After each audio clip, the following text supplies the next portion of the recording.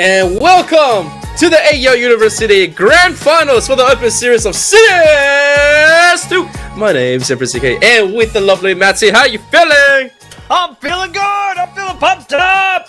Let's go! It's grand final time, baby! Woo! Oh yeah! It's the wonderful day ahead of us. Cannot wait, mate. I cannot wait. The energy's high. The vibes are high. We're getting into some fiery games. It's gonna be great!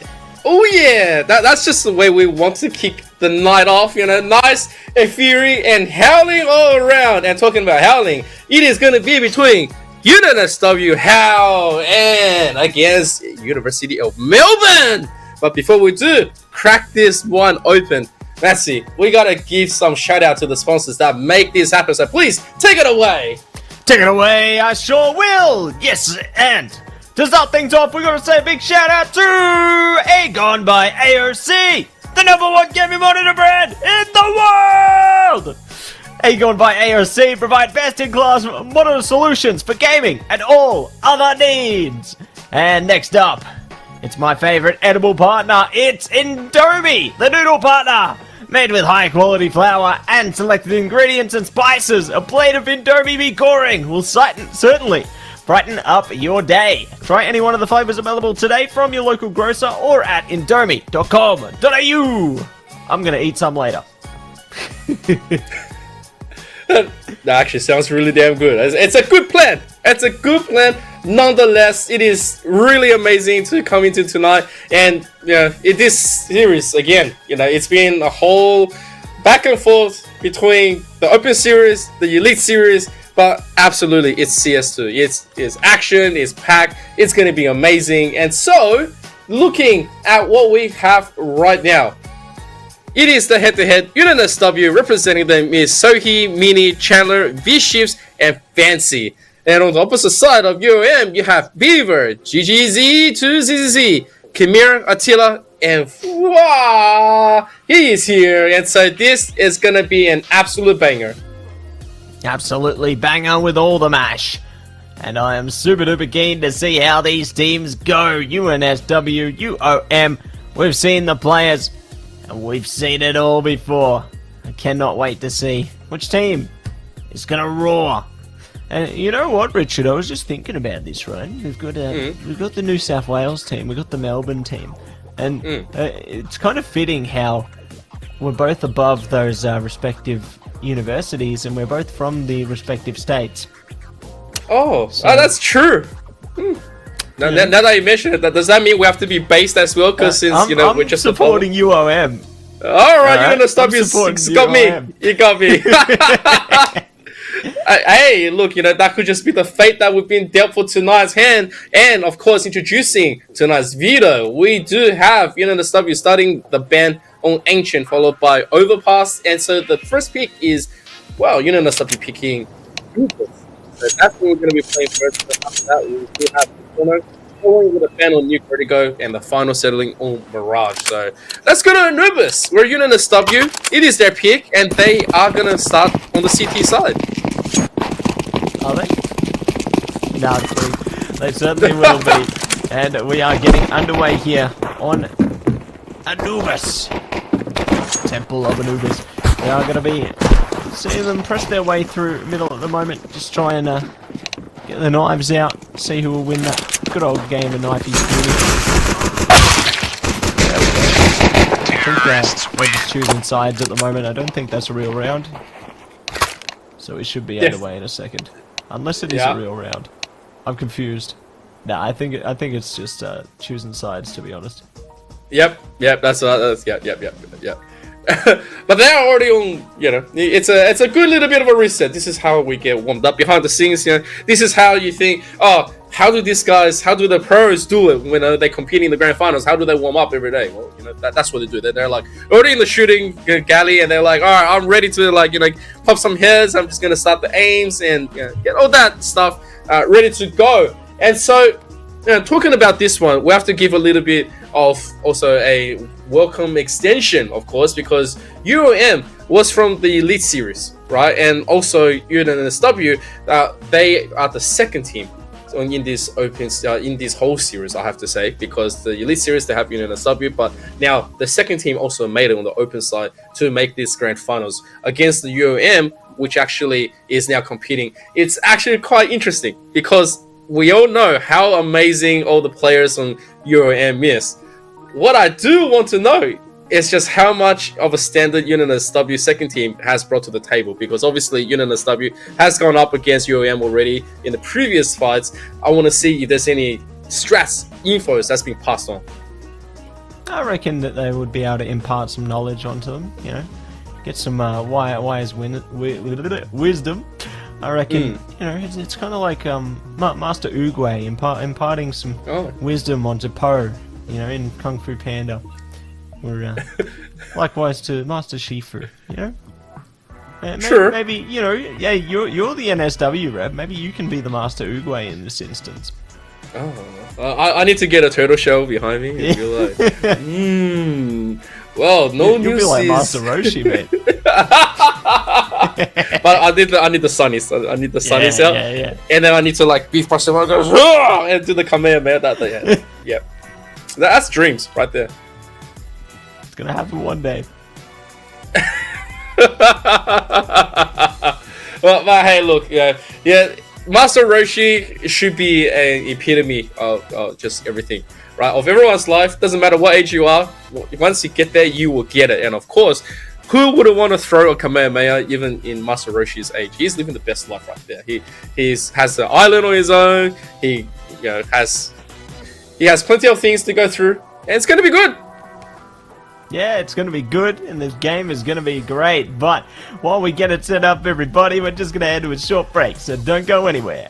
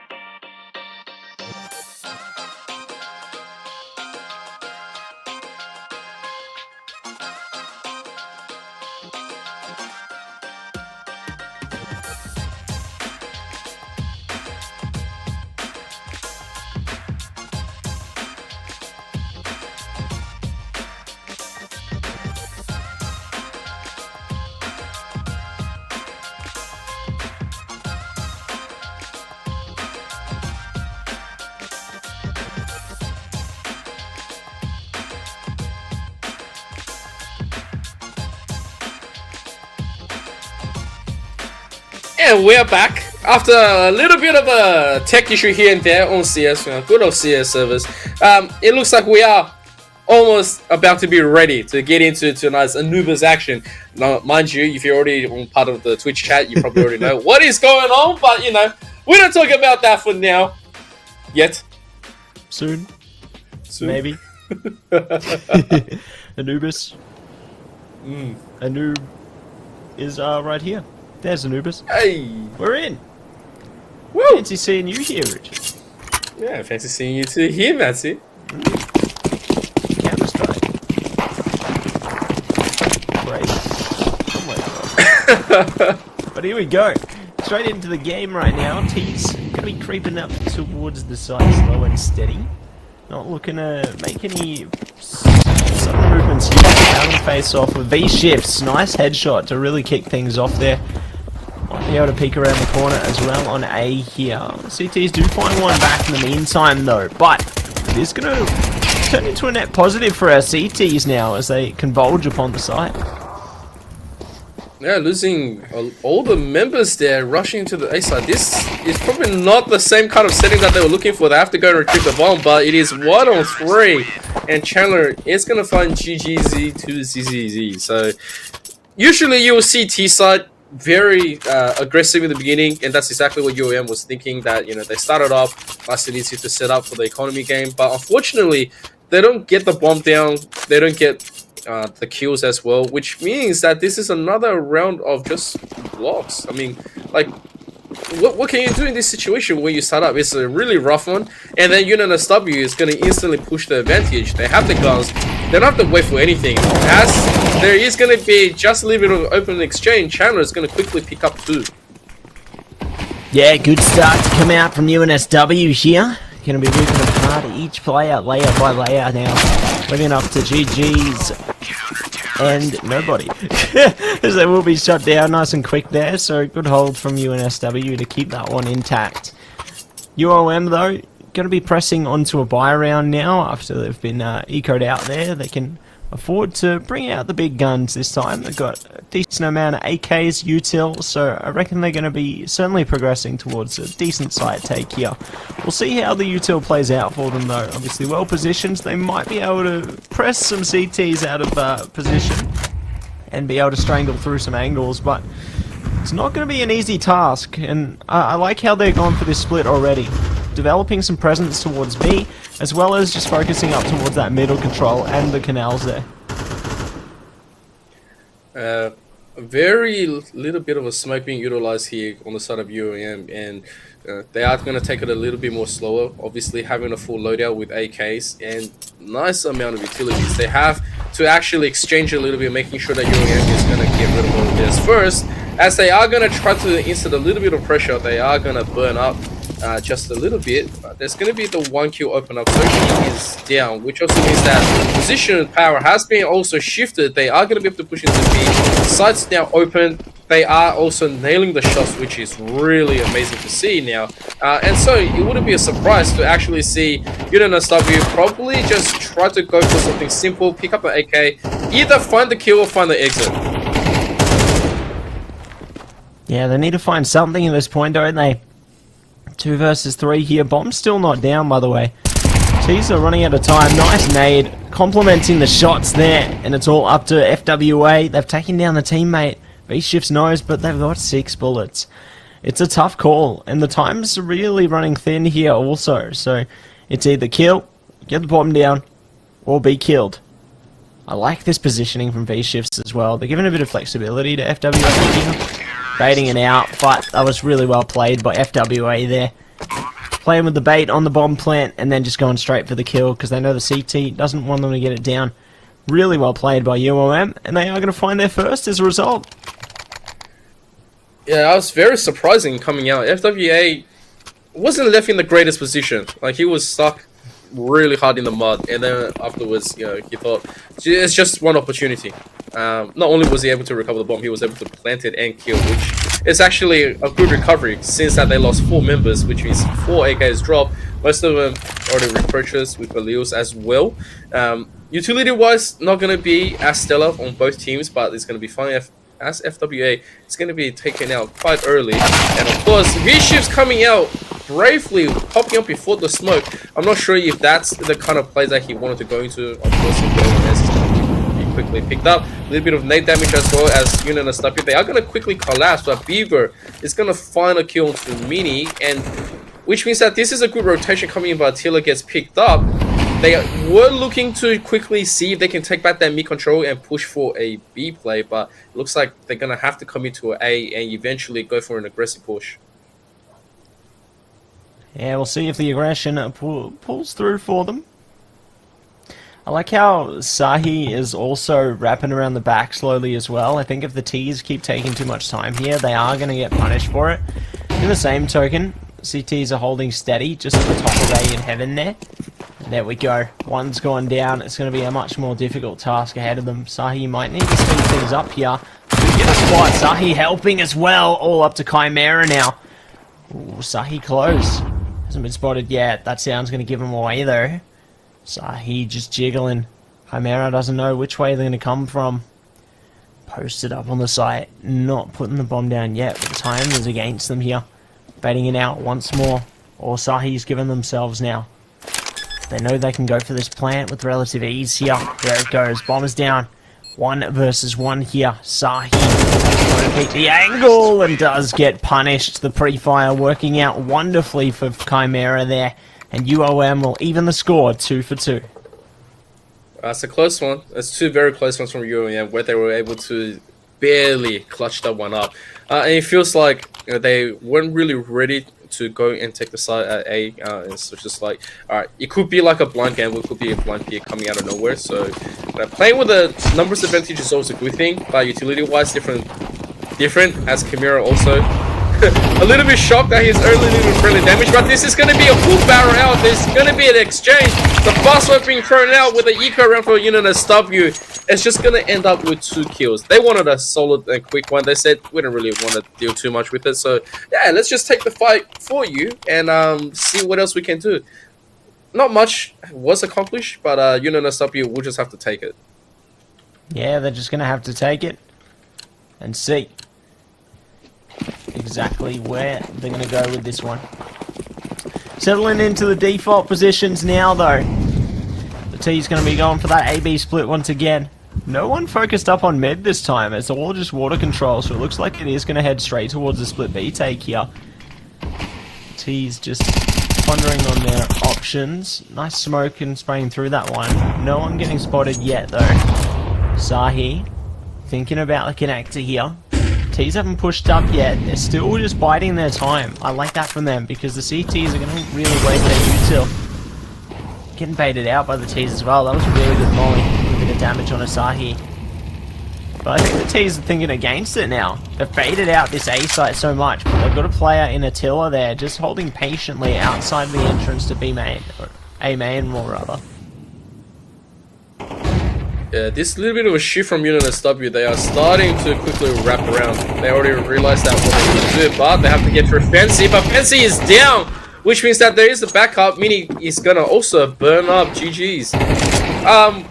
All of a sudden, they are shifting. However, they are losing to the fights. Beaver is going to clean up at least one or three. Minis went to the corner. Sees him, tries to free fire. There is going to be the backup called. But at this minute, Beaver just bought himself a little bit of time trying to see if he can isolate a fight at minimum. But he has that little bit of an angle on him. And that is a huge fight won by Unit SW. A very nice and good reaction. I didn't think UOM was going to be read out like that, but Unit SW, every little bit of angle and fight was just won in their favor, which, yeah, it's just amazing. Amazing, just like you, Richard. Oh. Exactly what we like to see, but we are going to be jumping into the next round. Great to see it's even Stevens once again here. You love a close game. And I'm eager to see just how close this one's going to go towards the end, because Beaver are going to be kicking things off with a nice 2k there. Looking to see if they can make it 3 as they push up to site at B. And they do have our enemy CT to worry about. I'm so fancy, you already know. And they are going to go down. Another one bites the dust in Beaver though, so the CT's looking to launch a counter-attack, but I don't know how successful that's going to be. They've only got a little slither of money there. V-Shifts does get punished as well, so no one going to be retaking or saving. It's going to be UOM securing the lead. Well, this is just exactly what's going to be. Unit SW right there, I think there was a few bad decisions as well. Fancy being caught out while he was still strafing. With an AK, you're never going to be able to get those shots off and defend in the hard way as well. So, as we have that repositioning, it's an equal round back again with Unit SW. I don't think they are going to stay as comfortably as they would like. I think they're getting very antsy. They would like to have this straight up fights wherever they can to charge up. Thankfully enough, it's not 5 of them all loaded into one. Chandler's going to just look after the side. Where the other 4 members of Unit SW, they are scattered and pivoted towards a potential quick play to see if they can deter the opening at A, which is quite interesting because UOM is showing a little bit of an aggression coming through here, giving some info through. Like when you see a molly there, it means that they do want to come in for a firefight, and they will just get it very soon. And the fire will begin. The spark is lit. The enemy hits the pit. Mini at least gets a hit through, but they will be traded back for 2 by FWA and GG's 2. Sahi, last player standing. 1 versus 4 here. Trying to see if they can explore their options. Do manage to get away from that angle at least for the moment, but there's a CT peeking around that corner. And they will meet their demise. Eyes on the prize. UOM take it away. Number 5. But UNSW now back on the podium. They've got the buy before them. Orp in hands, Asahi. The rest picking up some rifles as well. Got the M4. A4, the silenced M4. Ooh, the Orcs coming out. You don't see that one too often anymore. Eager to see how it's going to play out. Oh, I'm thinking maybe they chuck that one either through towards Canals, otherwise up in mid. One of those high pressure choke points there, but we'll see exactly where it's meant to be. Looks like the T's this time actually thinking about some pressure towards the A side here. They've got a couple posted up. The CTs are getting a little close as well. I see Mini there, just holding behind the pillar. If they peek up here, they may get spotted by a nasty enemy. Well, a little bit of boost is going to be thrown, and oh, Mini gets caught while retreating by FWA. It is a huge kill right there. The Org is also going to be just used here to back it up just in case. Chandler also very low, taking a lot of damage on the side of Unit SW. This is not the fight that they were looking for. The setup with the 808 peak needs to also come alive. But there is it. It is the Org speaking in terms of fire and a little bit of zoom. Is going to get that one through. And still, the value is going to go into UOM as they are going to see to get a collapse onto the B side. The one thing that they have to be careful of is that this is the one with the 808P. However, he has been spotted. Desperate calls has been put out. Chandler is here to go for the rotate, but he is no good onto it. And of course, the AWP is down. They take control, and UOM has claimed the site. Really clean shots, honestly, to enter onto that one. They completely dismantled the CT defense within seconds, leaving it all up to Fancy and B shifts. They're trying to go for some little kills here. Like, I see a little bit of pressure being built up by Fancy there, but I don't think they should go for anything more significant than that. Just hold their little positions, try and get a kill or two if the opportunity is available, but otherwise, I'd say hold steady, but you never know. There's more kills coming in their favor now. This is looking a little bit more doable in a 1v2 rather than a 1 versus 4 or 2v4. Looks like the time is going to run its way thin though, so Fancy, thinking better of it, will be slipping away into the good night and keep their weapon to win out another fight. We'll see how things play out though. The rest of their team are not going to be in good straits at all. They don't have enough money for really anything. Maybe a little bit of armor, some pistols, util. That's about all they could probably muster here in around 10. Tack timeout as well on their side here. What do you think they're discussing, Richard? We're probably thinking that the rotation was definitely off, as UOM has already went for a 4-man stack onto the B. I feel like that was probably the best call UOM has made in that certain timing. Unit SW was caught completely off guard. And now, with our economy, they're probably thinking where they can insert the dominance. On an eco round, probably going to be a really rough time. So they can play the protect the president kind of a thing, slow things down a little bit more in order to clutch back maybe 1 or 2 more map rounds.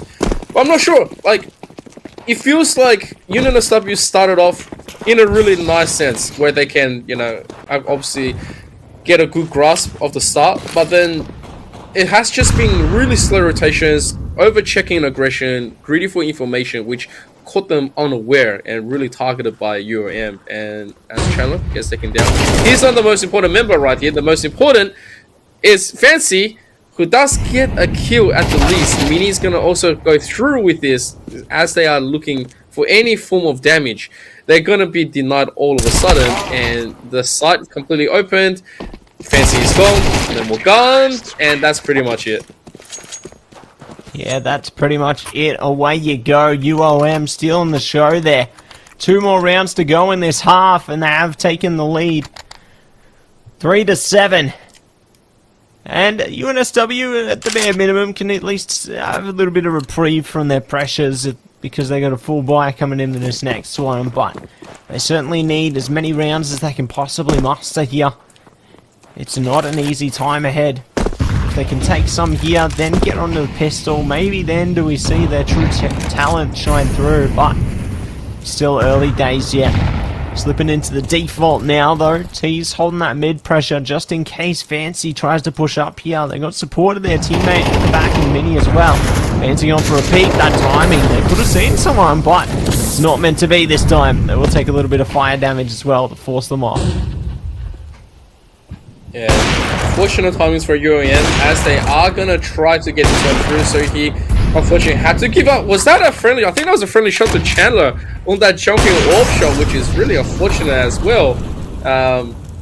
But yeah, this is, I guess, at the end of the day, Saki has to somehow recover this site, get the control over into the canal.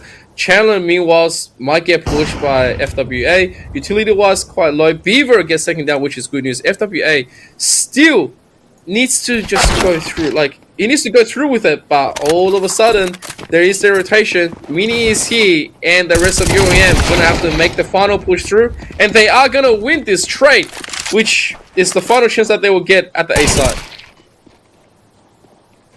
And that's right. Get it down at the A site. See who's going to win the fight here. T's stuck in the 2 versus 4. 20 seconds to go. It's either kill or be killed at this point. The bomb is in the middle of the site, so there's little to no hope of getting onto this one. Probably just going to have to stick it out and save. Bear in mind, they have a lot of money heading into this next one, so even if they do lose someone like GG's, it doesn't matter. If they can at least keep Attila, things will be A-okay. But it is going to go the way of UNSW. So, 4th round on the board for them. They're going to be happy with that one. They need to put in a lot of hard work and effort, though, to take 5 here in round 12. Otherwise, it could be a much more challenging time ahead of them heading into that second half, especially if UOM are able to find success pushing into that pistol as well. But it's all yet to be seen as we jump head first into this round ahead of us here. Default positions are going to be posted up, ready to see who's going to be able to bring down the destruction. Fancy holding the same old angle. Will be forced off by the fire, so the T's can take some ground in mid here, but they're getting ready for a swing, Richard. Okay, and the swing is going to be this mid competition. They really want to get a few more things in, but GG's being tagged down to 28 into that exchange. I don't think he was also hurt by hitting the subject. I think that was also friendly fire, so I'm not sure how that one came through. However, utilities still going sky high as UNSW has conceded this right now. Kimura giving some information down, but Fancy ready for the turn. Also, it means that they can have a little bit more greedy presence onto the map. V-Shifts is gone, but I think this also gives UOM just a little bit of a reprieve, because UNSW is still under the impression most of UOM members are ready to tackle that A, so they might force their over rotation, as Chandler is just gonna double check just in case. Sahi, by the way, with the AWP right here, has to be the one to make that difference, has to see it. Unfortunately, does not check. Turn away just at the right time right here, but he knows there's members close right here, and he hears the bomb right in front of him as he's being taken out. Chandler made his way through, the bomb's being taken. Sahi is looking, using the cover of the smoke, trying to find any bit of info, but there is going to be the walk by. AWP down, they haven't really checked. FWA taking on 2. Attila with the AWP walks that one through. It is a 1-on-2, and Attila roars to life, and there is the 8-4 switch. There it is, 8-4. Cheers galore. Really great effort from both teams there, especially UNSW heading towards the end, managing to claw at least some rounds back there. It's good to see that they're able to build up that kind of resurgence. And I know the CT side of Anubis can be a bit difficult for some teams, so the fact they're able to take away at least 4 rounds isn't the worst thing in the world. Eager to see how their T side does make its move though. If UOM can find the first round here, could be problematic for UNSW, but never say never. Let's see how the slow and steady approach goes now though. T's stepping forward towards that A site. They got the stack up. They're ready around the corner. Is anyone holding main? Just going to be FWA holding up on the back of A here. Spot gets through. They got the teammates to pull through. Shots left, right, and center. And a nade as well. The rain on their parade. But the T's are okay with taking damage. They got a side, Richard. Yeah, you can nade us as much as you want, but we take the kills. Beaver also down very low. It's the magic pixel right there. The rest of UOM, like, they have to get something through. GG's taking a little bit of shots. They are trying to jiggle something through, but Beaver has gone. Little bit of a lineup. There is the team kill as well coming out, and hang on. It is still going to be going back to UNSW. Barely getting the rest of that one through. Couldn't be looking dangerous, but UNSW, they went through, they accomplished everything. Got the bomb down, got the kills. AKs are going to just start coming through. You know, they should have no problem starting this one up as a little bit of a love heart gets sprayed out. The rest of UOM have no choice but to fend for their lives on pistols. It's going to be expectantly UNSW showing the biggest aggression. Yeah, ruthless aggression going to be coming through. And let's see how it pulls through. GG's already taken so much damage there. Mini can absolutely slaughter. I see you, Beaver, with your Zeus. That's a dangerous thought. I like how they're holding connector as well. I really hope Beaver gets an opportunity here.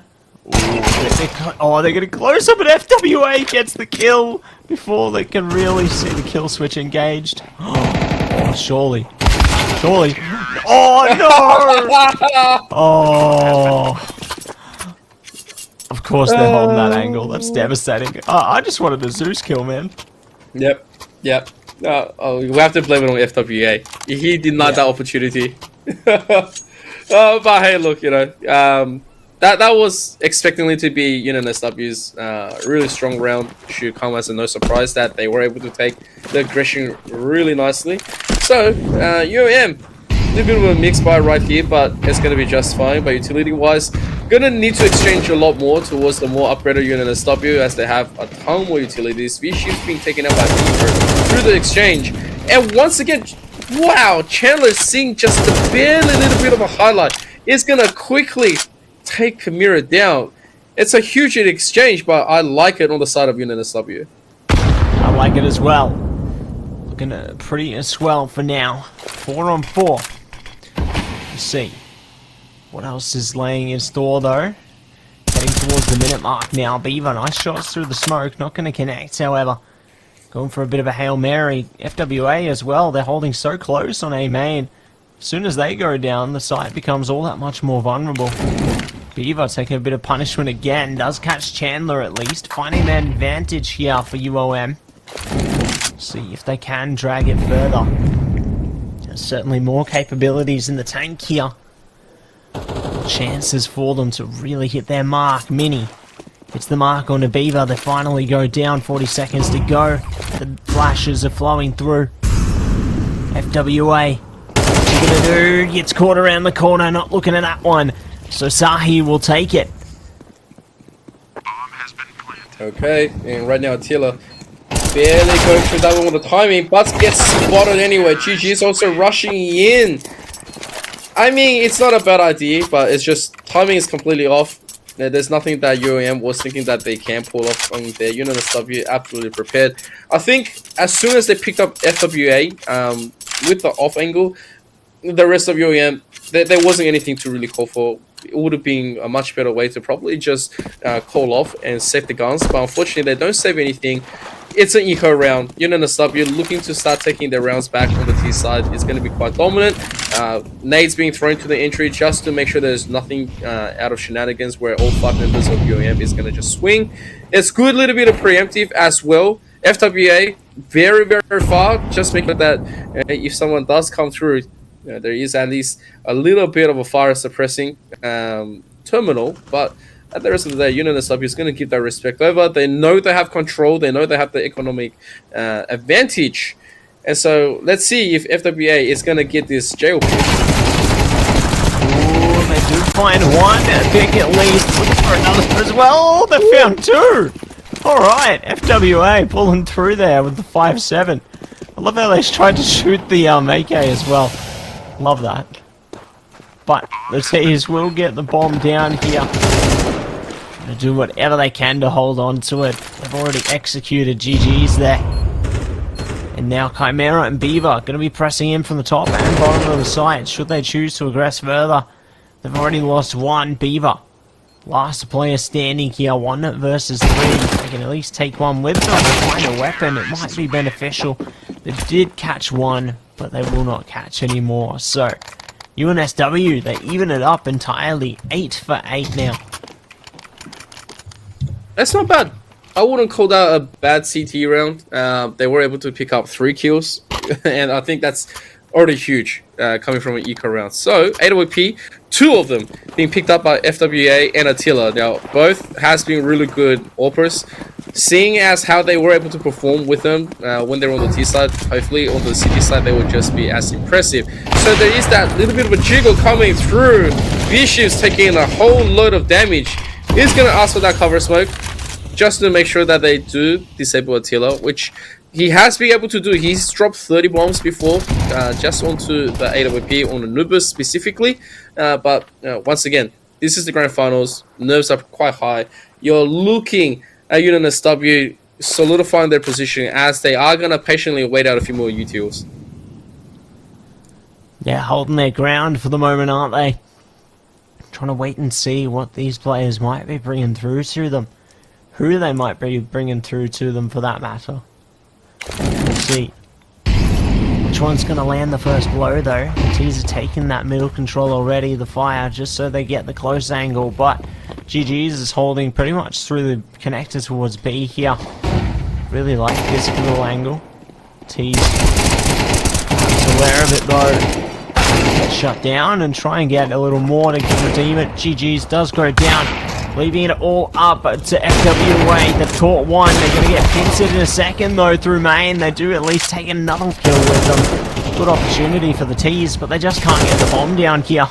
1 versus 2 situation. V shifts on 18 health. Pretty much 1 bullet is all they need, and they're going to get it. A big bullet with the AWP for UOM. I don't think UNSW was able to control their aggression right there. I think, especially when there is a crossplay being played, you need to wait a little bit, because there's still angle on the left and on the bottom that wasn't cleared.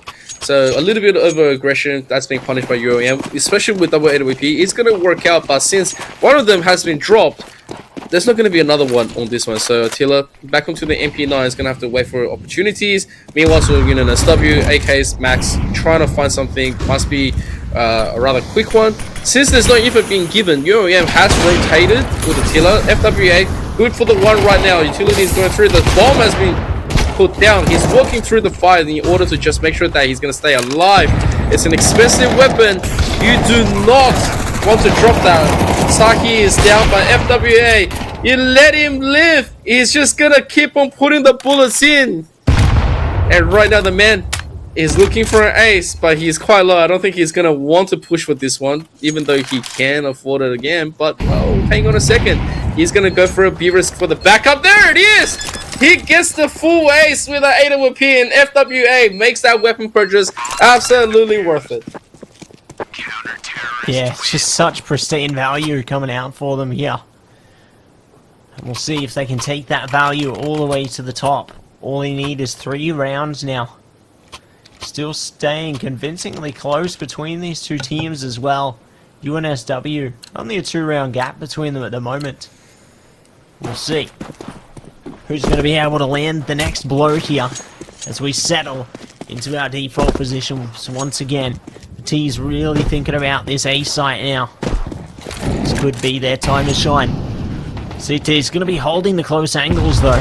They know not to push aggressively here, otherwise it could work out to bite them. Okay, a lot of damage being taken down. Chandler also taking a ton with his eco, and another little bit of a nade. Beaver spotting most of them right there, but doesn't realize there is 2 more just waiting around the corner. I mean, if the T's does want to go for a play right here, they will just find him, but Beaver has wisely retreated. He is going to go for another angle right here, just making sure he covers all of the angles. UAM, through one expensive purchase, they were able to claw back some very needed rounds right here, putting UNSW onto the disadvantage. And here it is, UNSW needs to be able to find the angle, needs to find the fight. I just don't think they will get this side opened. It's a little bit cursed. Especially with Kamira and Beaver's position. They are aiming straight at the final 2 members that's stuck into the connector. Fancy, nowhere near, and time is just ticking. They could be using it to have a little bit of a mini conference. I mean, that could be the play.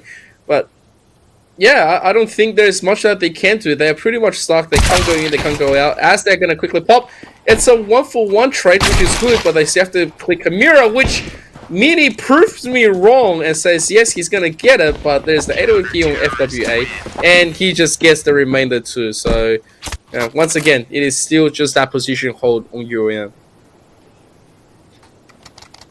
Yeah, really well played in the end there to keep themselves alive as long as they did, but by the same token, well done to UNSW for getting the kills they did in an attempt to try and destabilize the economy of the CT side. They're already headed towards pretty rough straits, to be honest. I mean, they're dragging down to their last dollars just to try and get their teammates weapons and utility here. So the T's certainly making an impact of their own at this point. Bearing in mind, though, they're going to be back on their buy round this time. Last one was the Eco, so they might just be able to shake up UOM here, take a round or 2 back in their own favor. Alright. I think this is, yeah, I don't know. UAM is going to completely slow down. I think they're also discussing if they do want to buy a weapon for Beaver because he's on 2200. I mean, the man can just stay and wait. That could just be the call that they're waiting for, but if they do want to buy him something, like it is entirely possible. The man is completely dead. Alright, so Attila did spend his money.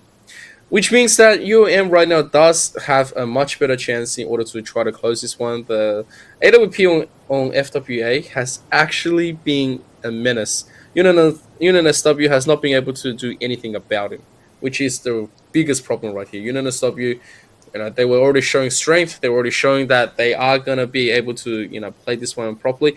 And UOM really, they are just gonna keep on going with the attack. They're gonna let the time run out. Eventually, get themselves into a nice little bit of rhythm and completely throwing UNSW off their course. It's smart. I have to give it to them. But let's see if UNSW with their full buys able to do a much different play right here.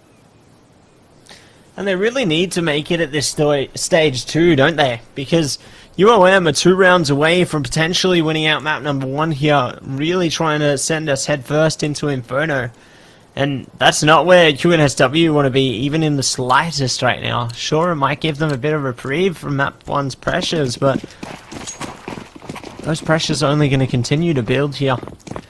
We'll see if they can remain composed enough to hold on to it. But we jump into the next sector here. Team's looking to take that water control, spot out the canals, head towards A main there. They've got Attila to worry about with the M4. Molly, nade, smoke, you name it, they have got it. It's all happening through the underpass at the moment.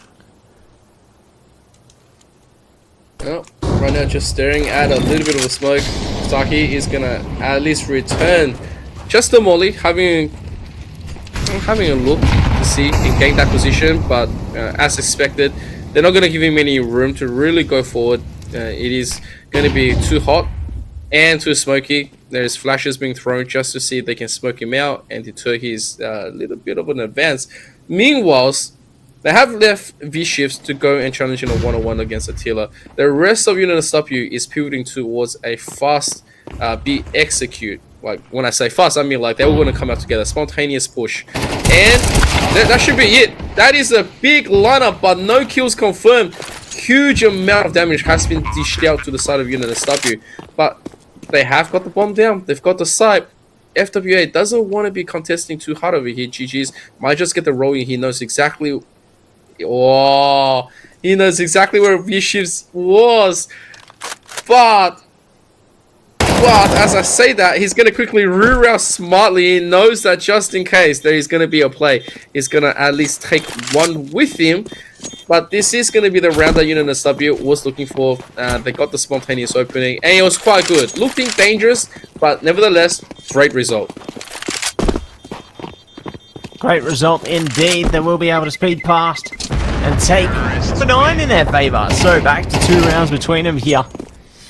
UNSW definitely on track to recovery, but they just need to play their cards right here. Attack timeout coming out as well. Both teams really drawing on those tack timeouts in this first map. Just trying to really make every moment count, give themselves a chance to reset, chance to figure out exactly how they want to play out this map here, but we'll see what they can come up with, because the time is ticking down. 3, 2, 1, and away we go. Yep. And away they think about it. To be honest, I was actually thinking that they were going to call one more, just so they can put it back into UAM's faces, but they are still the one that's needing to crawl the rounds back. They do need all those AKs. They need to get the rebuy in. And Mini, right here, without utilities, yeah, I think, okay, he is going to buy them a little bit late. I'm not sure why he was thinking a little bit more, but that's fine. UNSW, they are going to eat a little bit of nade damage, which is, I guess, it's going to be okay. That is Mini's mind, right? It's like, if I just delay my UTL buy, right, there is going to be an opportunity where I avoid the early nade damage. So that's the configuration. They are going to insert a little bit of utilities. FWA, he does wants a little bit of greediness, so he does pick up B shifts, which also means right now, like, yeah, that is the B side. So he is going to quickly just run back, trying to find this. Beaver doing his best to retreat. He knows that they need to call this right now. UNSW is saying the same thing. They say, we know you're coming, but we are going to take this side first. get the utilities, block out all the entrance, and yeah, that is the site.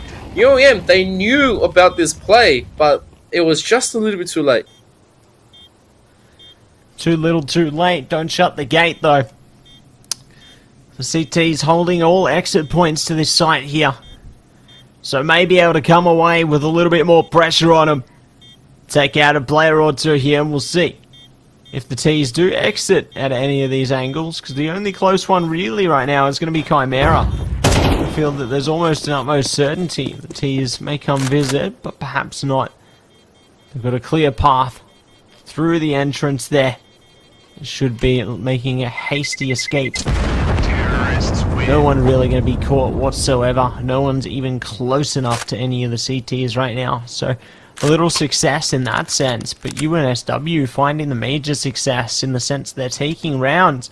Putting it only one round between these two teams right now is getting them really dangerous. You're going to be making UOM sweat at this point. They've at least got money for now, UOM. But I don't know. I feel like the coffers are going to be running thin very, very soon if they keep losing rounds like this. Yeah, UOM definitely cannot afford to lose one more, because if they lose one more, it's equal out for them. And then, yeah, UNSW is going to be able to push the advantage and to try to close out the map a lot more quicker than they were expecting. Chimera meanwhile is down to 66. Gonna have to try to still climb up to the fountains, trying to find a little bit of this and that. Tila as well, just jumping for the position. I'm not sure what UOM's mind is thinking at the second, because obviously they were playing a little bit greedy before they did get the aggression out. It has traded well. V-Shifts, meanwhile, it's the same thing. Sahi, damage down to 64, but it's going to be just fine. And there is the challenge from Attila. V-Shifts is going to try to get that one through, and it's really good, right? This also means that UOM has to be mindful just in case. They might have to just quickly call back Beaver just in case. But once again, they are going to try to hold on to this, and this is great. The bait has been put out by UNSW. Rotation from Chimera has come through to the B side. They're just leaving GG's by himself, where 4 members of UNSW is going to collapse onto the A side. And here we go. It's not going to be pretty as GG's. He finds 2! And all of a sudden, he is going to win that one out. But once again, the problem, FWA with the AWP finally being put down to rest. It is the win that UNSW was looking for. A win they were hoping and dreaming for, and it will be able to make their dreams come true. It is going to be 11-11. Make a wish, Richard. And your wish is for some me goring after this. Perhaps. Maybe not. But we are getting into round 23 now. Both teams got an opportunity to take map points here. The economy on UOM is in absolute disarray. They don't know exactly which way they want to go, but if they win it, they can at least play for a win, if not OT. UNSW, the same token, pressure on the shoulders, and both teams will boulder past one another. Yeah, you'll take that fight. You'll take the kills. Beaver also getting a 1-up on Fancy. It's also good news. And all of a sudden, all they need to do is just see and play for that info. They've already got that control. They've got everything through. Chandler, meanwhile, is going to go in here with Sahi. They are just buying some time, but utility-wise is going to block the entrance. No smoke is going to douse any flames just for now. FWA also in a prime position. GG's going to try to back him up, and they are getting it, doing it. It's now 2-on-1. Chandler by himself. He's got the bomb. He's going to try to ready this one up. He's got just a tiny bit of time. But yeah, no, he's just going to tap it because it has no info to play with. The rest of UOM, they're waiting for the reaction. Chandler, seeing his chances, is just double checking the side, making sure that no one's just squeezing around. And all of a sudden Attila spotting this one out. Quickly backs up. They want to set that crossfire, and they win. They win an unbelievable fight. UOM first up to the match point. That's right, they step up to the plate, and they will be able to take it to map point here. Definitely cutting it close in this one. We'll see if they are going to be able to take it over the edge, or whether UNSW will be able to edge it through and take it to OT. It all comes down to this round right here, right now. 24-24. It's the last round, potentially. And let's see which team has the grit, the tenacity to take it. Huge nade to kick things off there. Straight down mid. Gonna really whittle down the HP on Attila. 53 to their name. Their teammates taking a bit of damage as well. It's just all artillery for UNSW right now. And we need to find a response from UOM. Yeah, UOM, they are just going to be singed a tiny little bit. Hair's going to be frizzled back as well. Face absolutely eating all the smokes right here. And you can see the position. They are giving the respect back to UNSW. They say, all right, you've decided, and you guessed correctly. You've got all the utilities on us. So HP advantage definitely going to you guys. But the first drop is still going to be us. As GG's, he's going to pick up a kill. FWA does find a lot of info right now. Colin Kamira trying to get the damage. They trade unfavorably, but that's everything UNSW is going to be throwing out to the A side. They already got the plant down. The rest of UAM, they have to wait for a long call. They are all separated, trying to play for the cutoff. Chandler already finding GGs onto the reroute. It's a big win right now. UNSW just needs to hold. They just needs to find and bind that time. Attila does have a kit, but that is it. We're going to OT. No one yielding. My gosh. OT. Here we go. 12-12. We delve into hell. It is going to be OT. Coming to you live right here, right now, everybody, on Anubis. We're kicking off these grand finals with an absolute bang, aren't we? And let's see which way this is gonna go. There's so much on the line at this point. It's the biggest moment for both these teams, so you can tell they are playing their very best right now. But we settle in. Putting up pressure through the canals, and all the utility doing work again. So much hurt. It's been taken there by UOM. They need to find a response, and quick. Otherwise, they're just going to keep having their players take all this damage and not be able to respond with anything. Alright, utilities, UNSW absolutely in the driver's seat as they are going to keep it rolling. The utility is just flying, both sides exchanging. As we say that, V-Shifts looking to use a little bit of recover smoke to try to make something through FWA. For the checky, I like his angle. However, a boost comes through. And he does not recognize it in the nick of time. Chandler finding a huge kill right here means that they can still keep on playing this. They can keep on playing for the rotation. Bait UOM to keep on coming back onto it.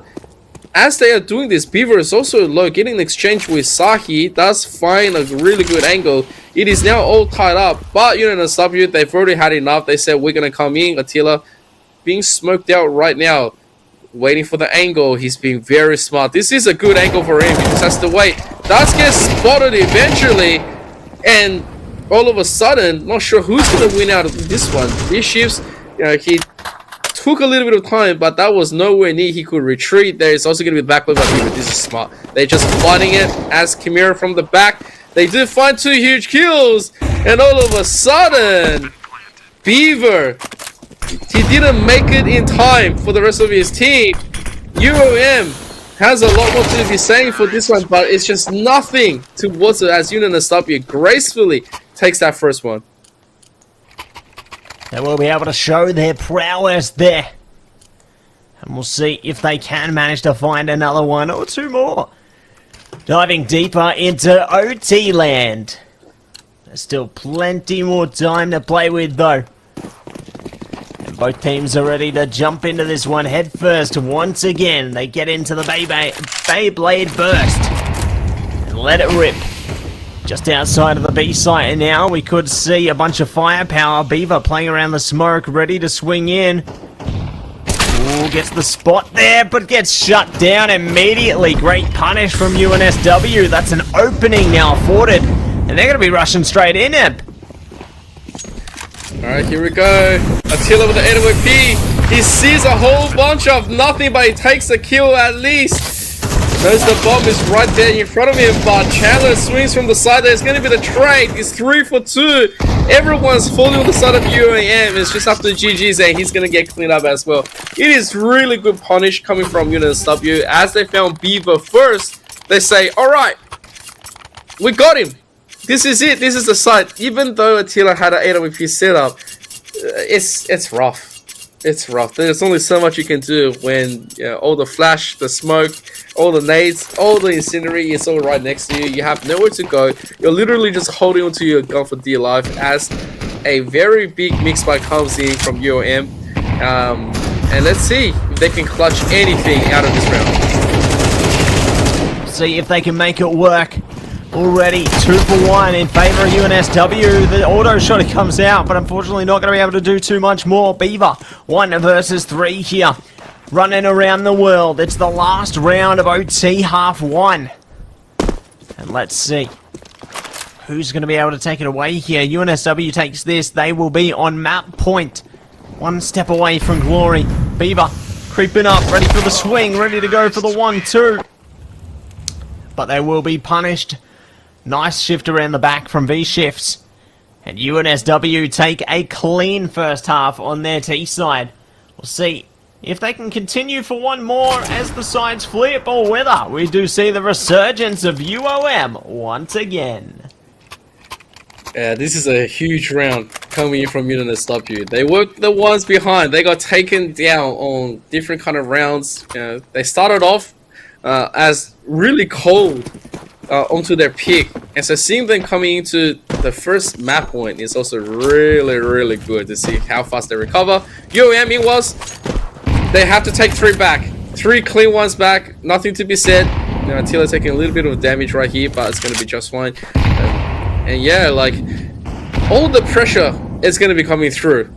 They do want to try to at least get into OT2, but the amount of preparation UNSW has brought to the table has definitely shocked them a little bit than what they were used to. As Mini is just going to try to make a little bit of a call here, making sure that there is still someone here.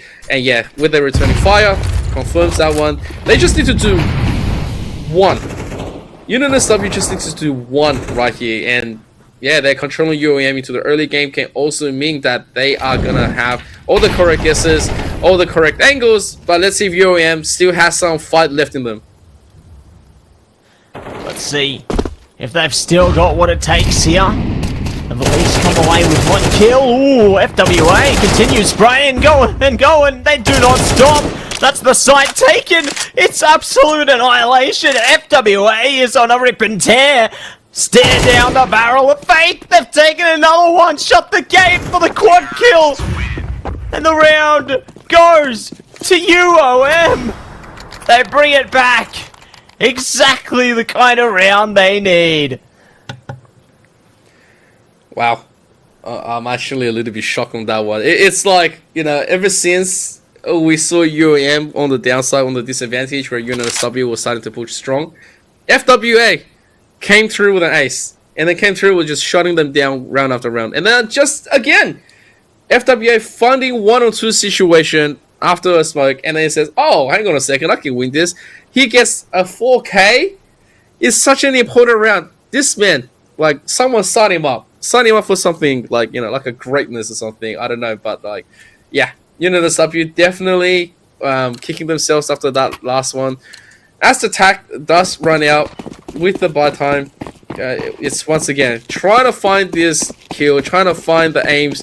Sahi on the AWP needs to lock this one down immediately and making sure that the rest of his team can follow through. Chandler also just double checking. Attila very low, eating a ton of damage right there.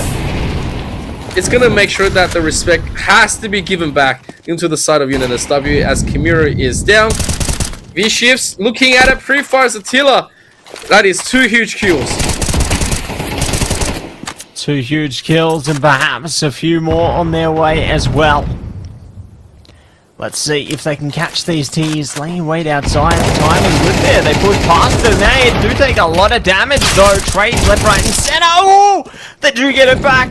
Bombs on the ground. It's all going to be up to them. But UNSW pull ahead in the end, and they will be able to come away with map 1 Oh my gosh, a hard-fought endeavor all the way through, but eventually somebody takes it, and UNSW up by 1. That's just the start of the best of 3, man. This is crazy. Yep, this is exactly what we're talking about. This is what we want to see in the grand finals. Instantly OT on map number 1. UNSW taking it in the end. And of course, there's going to be a lot more to be played. So don't go anywhere as we're going to quickly go into a BRB.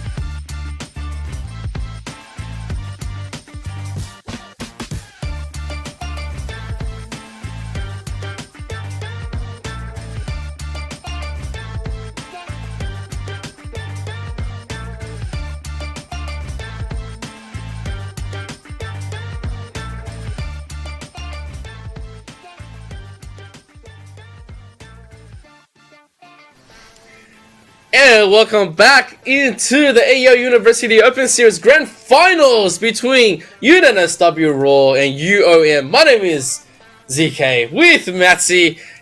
It is time for map number 2. What do you reckon, Matsy? Tell us through your kind of investigation. Let me get my spy monocle out here. Through my investigation, I think I can conclude that Emperor ZK is the imposter. I think that that first one was really close. I thought it would be a bit more one-sided, but I guess that's the nature of the beast there on Anubis, isn't it? But I think heading into Inferno, I don't think we'll see something so, I guess, back and forth, you know, obviously switch sides, and then it's kind of like one team gets the momentum and shifts straight towards the other. I think it'll be a bit more convincing heading into this next sector here, but definitely eager to see how things go down there. But I do want to say, quick note here, we've actually got a sub in. So Flame is actually going to be playing in for UNSW now, subbing in for B shifts. So we will have Flame heating things up on Inferno. How appropriate! The Flame's coming out on Inferno. That is I guess that is a canon event right there. Yeah. I'm not sure what else to put, but hey, look, you know, we're bringing the flames. That's what UNSW is going to be saying, and I think if this is the same flame that we've seen played, it's going to be just fine. The rest of UAM, it was rather close. Unfortunately, they weren't able to close Anubis the way they like, but you know, it's fine. They're gonna be able to show us what they got prepared on Inferno, and especially coming in, we want to see all of them, you know, just shooting up. We need Attila and GG's to really support FWA in trying to open this one up. But, you know, of course, the ballpark is in Beaver and Chimera as well, as they have performed quite well. But the one that really steadied and shined all the way through was FWA. Will there be another one? Here we go, as Mini has been taken out by FWA onto the jumping pistol. Like, we'd love to see that. But Chandler coming in with the assassination from above. 2 headshots, bombs being planted. Let's see if they can go for the retake. Ooh, let's see if they can do it. Nice shot from GG there. And more to follow. These CTs really getting pelted with bullets. They do find some back, but UOM managed to strike and take it away in the initial instance here. First round of them. Exactly what you want. Coming off a tough loss in that first one. Being able to at least get some energy back. It's going to be a net positive for them. Yeah, that was a lot of good players coming in from UOM. One has to think that was very dangerous in the beginning from UNSW because they were able to get some nice headshots through. But once again, you know, UOM recovers because of FWA. They got the situation in, as they are gonna quickly have the purchase readying through. This is I guess this is a mini tower just readying in, and as Chandler's gonna try to find anything, and the rest of UOM, they are gonna walk into this. Let's see how many kills they get. Well, obviously, I don't think they're gonna throw at least a little bit. There's the jiggle! It's FWA! He finds 4! It's another one-man show right now, as he's gonna avert all the crisis there. UNSW probably wasn't expecting that one to come in. That's definitely not what they wanted to see. Absolutely not. But it's A-OK for now. We'll see if Chandler can manage to strike back with their singular pistol, or whether they may be ripped apart here. It all comes down to these last critical moments. They are going to be tucked away in the tea kitchen there, so at least they can make sure the teas don't get any extra money. The unsilenced USP makes me feel uneasy, to be honest with you, but we got to see it. Yep. Like, when was the last time someone took up the silencer and just said, I'm gonna play with this gun just as loud as I can? 1.6. 1.6? 1.5? Yeah! That's the sound. It's like making a statement. And as we get into that, UOM is going to quickly get those 2 rounds rather quickly. The nade is going to find a little bit of value, but still, it's not enough for UOM to really be deterred off from anything. They are going to exchange with Beaver, just making sure that mid is being controlled. And you can see, UNSW, they're happy for them to play into them, so they don't want to really give too many utilities away. Realizing that this is the kind of match where if they get rolled onto this round, the next few, it's almost irrecoverable, as the buy is still going to be continuously be scuffed. There's a rotation from Fancy, which is a nice call. I do like this. As the rest is going to go in, Chimera getting picked up over there is interesting, as I'm not sure why they were still holding on to the utility. Oh, what are you doing, Flame? Switching, everyone's falling! You didn't stop it. What just happened? It's like they were all not prepared. I don't even know what to say to that. I'm shocked. Like, they came out while they were switching weapons. It's just really unfortunate, to be honest, and UOM, they capitalized. It's as simple as that. Yeah, UNSW just struggling. They've got a couple of players left, but I don't think they really go for anything here. Like, ooh, they'll go for an exit kill, but I don't think they'll go for much else, to be honest. They're at least covering both exits, so the T's are going to have to face one, if not both of them, and they already have, for that matter.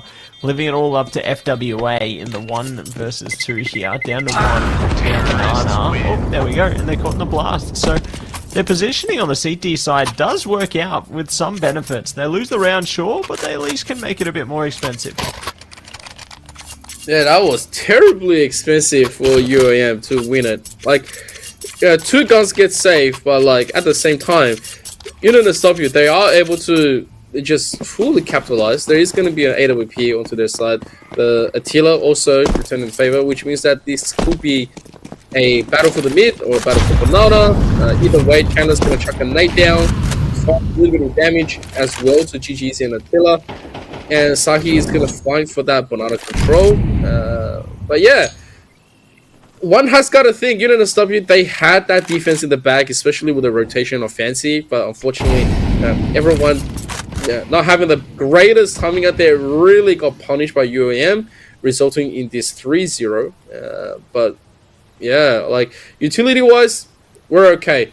UAM is giving that amount of respect where they don't want to be going for something way too risky. Haven't really set up all too much, minus the smoke, just by the vision and timing. And Mini onto this boosty might just find the first kill. Yes, he does. Quickly gets that one. There's a little bit of fixture. He finds the adjustment. 3 massive kills is going to beat the statement that they're running as Fancy finds the spray. And that's pretty much it, where Attila, he can't move. He's got an AWP again. He's got the bomb. He just needs to sit the rest of this round away. That's right. They're just going to have to concede it. Hold on to that AWP and hope to live to fight another day. At least on, I guess, the positive side, their team, they've got an okay amount of cash. I think that they should be able to get probably an okay buy-in in the next round. Even if they lose here, I think it'll be alright. Especially with FWA on 3k and the rest on, you know, that 2k zone thereabouts. I think they should be able to hone their talents and bring some decent buys in. Attila might even be able to buy for one of their teammates, as a matter of fact. So, you know, buy something little like some util or something. But we'll see what comes of it. After we play the waiting game, our patience has worn thin, and the round will be a win for UNSW there. So nicely done for UNSW to draw them out and manage to take a round of their own back. Their patience paying off there. Heading into round 5 now, though. Let's dive into this one. See if the T's will strike back while the iron's hot. Try and get a round of their own back again. Or whether it could be confidence shining, radiating even, from UNSW here. Ooh. It's going to be the T's landing the first blow. Yeah, that big tack to Fancy is all that they need in order to re-rotate. Wouldn't be surprised if he just quickly swap position with Mini as well, but there is going to be the push from Beaver as well, trying to find a little bit of an entry. Chandler, meanwhile, there is the backup into the mid. I like the position. I like the way where UNSW has tried to solidify. Mini has picked up Beaver onto the challenge. It's a really good pop, I gotta say, but at the same time, you know, the rest of the control is still pretty much a guarantee for UNSW to keep on throwing. As they clear the smoke, they will know the rotation will have to come through. The rest of the team on UAM, they don't have utilities. Like, they don't have enough. It's enough to, like, maybe block out mid, try to go for the play. UNSW can read this correctly as they just quickly thwart that attempt. And, yeah, it's enough for them to, like, pop any kind of a reference as FWA. He needs to find this kill to Mini first. Sure does. The first obstacle, Mini ready, sees the shoulder, gets bolted past. Goodbye. At least Chandler is able to strike back, though, that fire. Holding them off for a second. Nice shot from Attila, though, the blood spiller. As they will be able to take one down again. Leaving it all up to Sahi and Flame now. 2v3 situation. GG's is really the tough challenge they have to overcome. Flame pushing straight into them, as a matter of fact. Could be meeting a nasty demise in the next 3, 2, 1. Oh no! They do get him down to 1 HP. Attila not having the right angle there. So they are going to be forced to fall back straight towards Sahi here. AWP in hand. They really don't want them to fall back that way, to be honest, because Sahi, 1 versus 3 with the AWP. I don't like the chances they've got. Oh my word. They've given themselves away as well. Honestly, it's really tough, because what do you do there, right? Do they just go back up Speedway toward the site, or do they just try and run away? And unfortunately, not working out for them whatsoever. So they've lost the AWP, and they're forced to buy it up once again here. That's a rough ending if you're on UNSW. Yeah, definitely not what they wanted right there. UNSW, you know, they're supposed to be able to come out swing with that one. Yeah, it was just unfortunate. A series of misfortunate events. GG's eating a ton of damage as well. And it's just, I don't know. Like, I don't know what to make of it. It feels like UOM can't do anything wrong. Everything that they are doing, that they are trying to go for a chance, it's just working out for them. UNSW has been forced out of position, has been forced out of, like, you know, the advantage that they've been trying to hold the whole round, and then out of nowhere, it's just, okay, looks like we're not going to win this round. We're going to be onto the back foot once again. It's a high commitment from UNSW as they are struggling to keep this one through. Flame being burned alive right here. Yeah. There is no backup. There is nothing that they can do about it. At least Sahi is gonna find a kill into the return. But this banana control is gone. Sahi has to try to hold it. But D-Life needs to find a little bit more. Getting FWA is good, but you know, the smoke, the utilities, they are still gonna try to eat it. Chandler thankfully has rotated. Just waiting for this one through. The chance of the game here. No one's shooting just yet. Chandler doesn't know what's going on into the smoke. He's looking to the wrong side. He's clearing one side. He knows this one. He sees multiple members. It's a good retreat. It's a really good retreat as they are going to buy a little bit more time trying to close it out. The rest of UOM, they have to go for it. They don't really have any more of an opportunity as there is going to be the play. Another smoke to cut off Chandler and Sahi as the rest desperately trying to make it through. Rotation is in. Bomb has been planted. Members are down. Beaver, Chimera, both low, 66 and 12. Attila on 100. Waiting for that play. They are trying to camp it, but there's going to be utilities trying to flush them all out. I don't think this is an opportunity for them to get through, but they have to win through Attila. AWP in hand. Can he do it? Can he hold? He missed. There's the doink. And jiggling, he wins. It's crazy. UM, they still clutch. Fighting through tooth and nail there. They will be able to prevail and take away 5 for themselves. Definitely been a tough challenge for them. But they overcome it with grace. And now, space things out between themselves and UNSW as they're going to be on an eco here. So UOM may have a little easier over time, but it doesn't mean that it's set in stone. Anything can happen with these pistols, as well as the M4 and the Mag 7 there. Anything's on the table. We'll see who's going to be able to enable a kill heading into the early stages. Chandler gets the spot and drops and rolls. Oh, nice return kill from Flame, but it's going to be currently traded. GG's also quite low. Saki not finding the kill. Now, the worst outcome here is that somehow they're able to find Attila, right? But I don't think that's going to happen. 4-member stack. They are going to clear up all the angles, and B side is completely open. Fancy, at least pick up a gun, which is great, but that's all they are going to be able to get. I think they had an M4A1S come into this one. Like, if they are able to retrieve it from, I think it was Sahi who had it, who just did a 1. And they were able to at least risk a swag 7 at the middle. We had Mini close this one out quite nicely before, and They're looking to do it again, but it's just that Beaver is looking to it. He's going to try to go for a denial.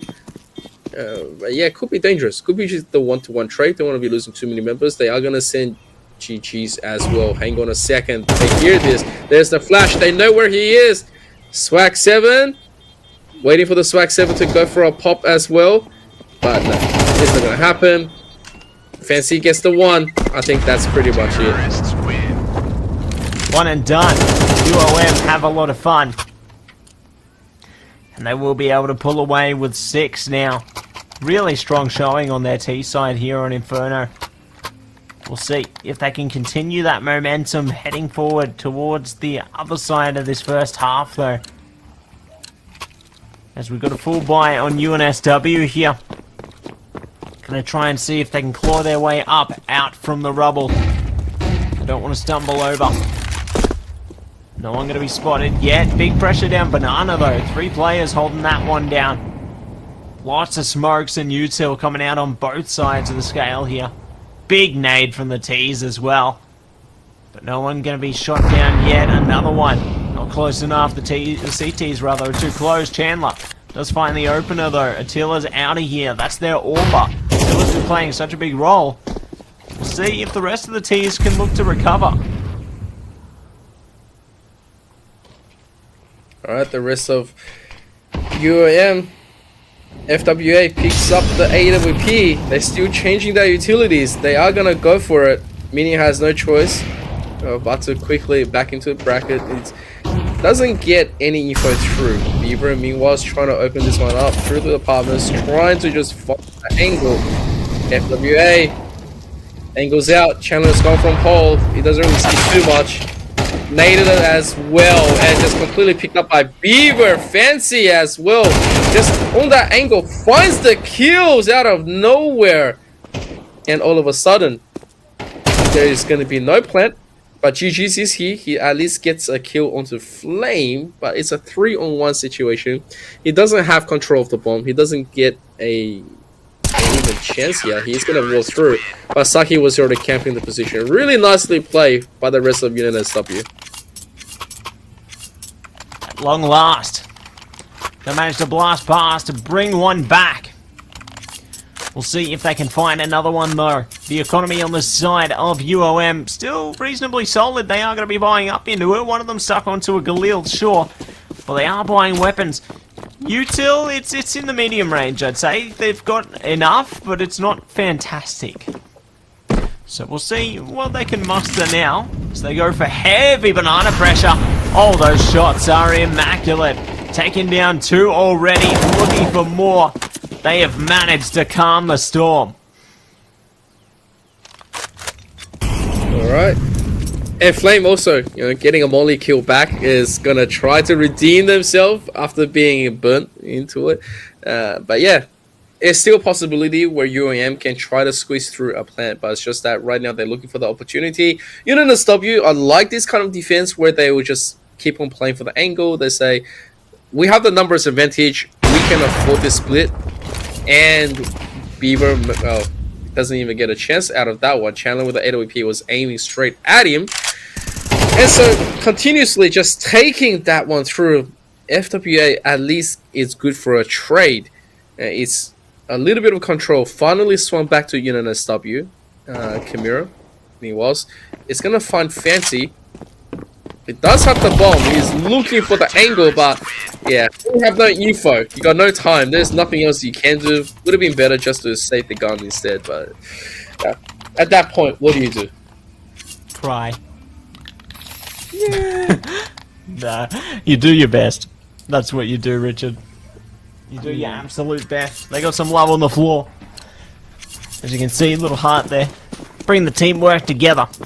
And let's see what they are going to be able to do here. UOM in a tough spot right now, stuck on the eco. One more step forward potentially for UNSW here. I like how they've really managed to collaborate effectively, especially on this B site. Really finding a lot of flare there. Speaking of flare though, the AWP has been overwhelmed. Chandler has lost the AWP to FWA. That is a huge pickup for the T's.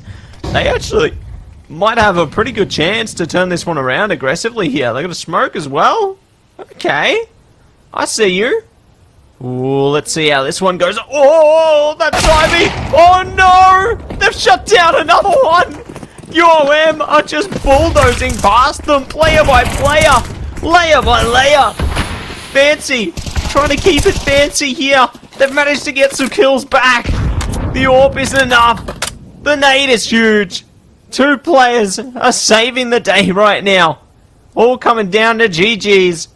M4 in hand. Does not want to hit the sand, but they will. UNSW spilled through another. What a dangerous round that was, though. UOM looked very menacing. Oh, almost dropping the ball right there when UNSW. They barely breathed that one through. Gotta say, Flame really held that one through, and of course, a huge nade to finish off the rest of the fight. Make sure UOM doesn't get a chance to rob the round right under their feet. And now, the buy, the Tiller, AWP, the nade damage missing!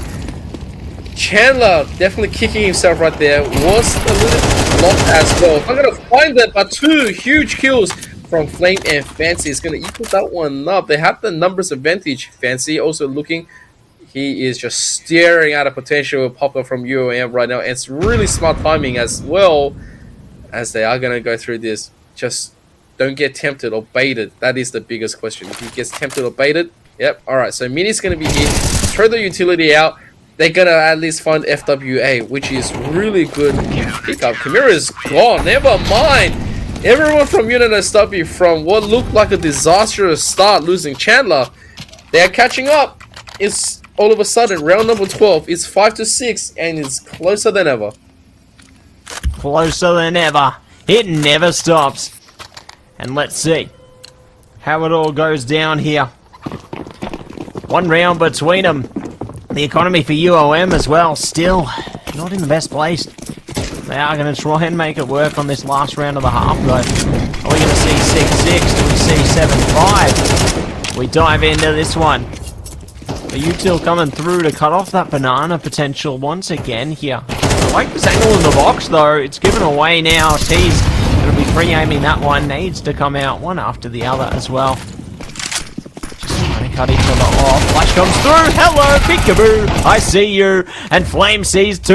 Nicely done to pull through. All going to be down to the 4 versus 3, favouring UNSW for now. The T's trying to scrub their way up the apartments through the halls there. See if they can break the walls down onto this A site. Oh, they're going to have to try because AWP is here. Chandler sees his target. He marks it down. Chimera is gone. The smoke to block the remainder. FWA, he's looking. He's looking to the car. He's on the car and he jumps. Chandler is playing. He's playing with his food right here. He knows it. He sees his targets, and now it's just up to Beaver. Doesn't have the gun, taking in hand, and that is pretty much it. It's 6 apiece from what used to be a UOM 6-1. All of a sudden, turned to 6-all. This is the pick, and UNSW is not letting them having it that easily. No, they are not. They're going to make them work for it. It's not over till it's over. And we'll see which team is going to be able to pull ahead here.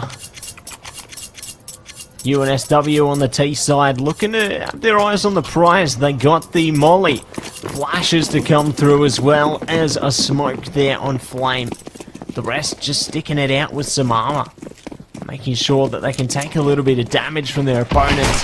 So, guns blazing. But it appears that they won't matter at all. They're going to get headshotted instantly as they try and run down Banana. Already netting the UOM side a 2-man advantage. UNSW now left wondering, where did we go wrong? And how can we make this work? Yeah, that was a little bit rough. FWA once again opening that one up. GG's meanwhile sees this.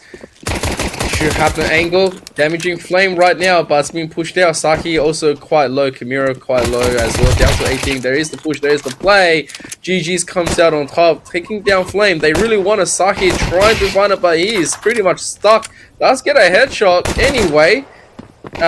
Chandler also getting a kill. Hang on a second. There is retreat. There is the play. And all of a sudden, Saki is holding. It's a 1-on-2. Not too bad. Chandler, meanwhile, quickly gets a tap. Oh, beautiful dink. Dodges the flash. It's nice and easy timing for him. Doesn't have to do anything, but he's going to try to tap one more time. Trying to bait this one out. Needs to reload. Getting pushed. And GG's is going to close it. That almost looked like UNSW was able to quickly just take back. But UOM, they hold steady. They hold it together, and they will be able to get a necessary round there. Taking us now 7-6 in their favour. We'll see which team can pull ahead, though, into this next one. UNSW echoing it out. All they've got is just a single HE nade to their name. And that could be what launches them towards some weapons, maybe. But we'll see how this rush from all the tiers goes. They're pushing up the apartments now, straight into the halls there.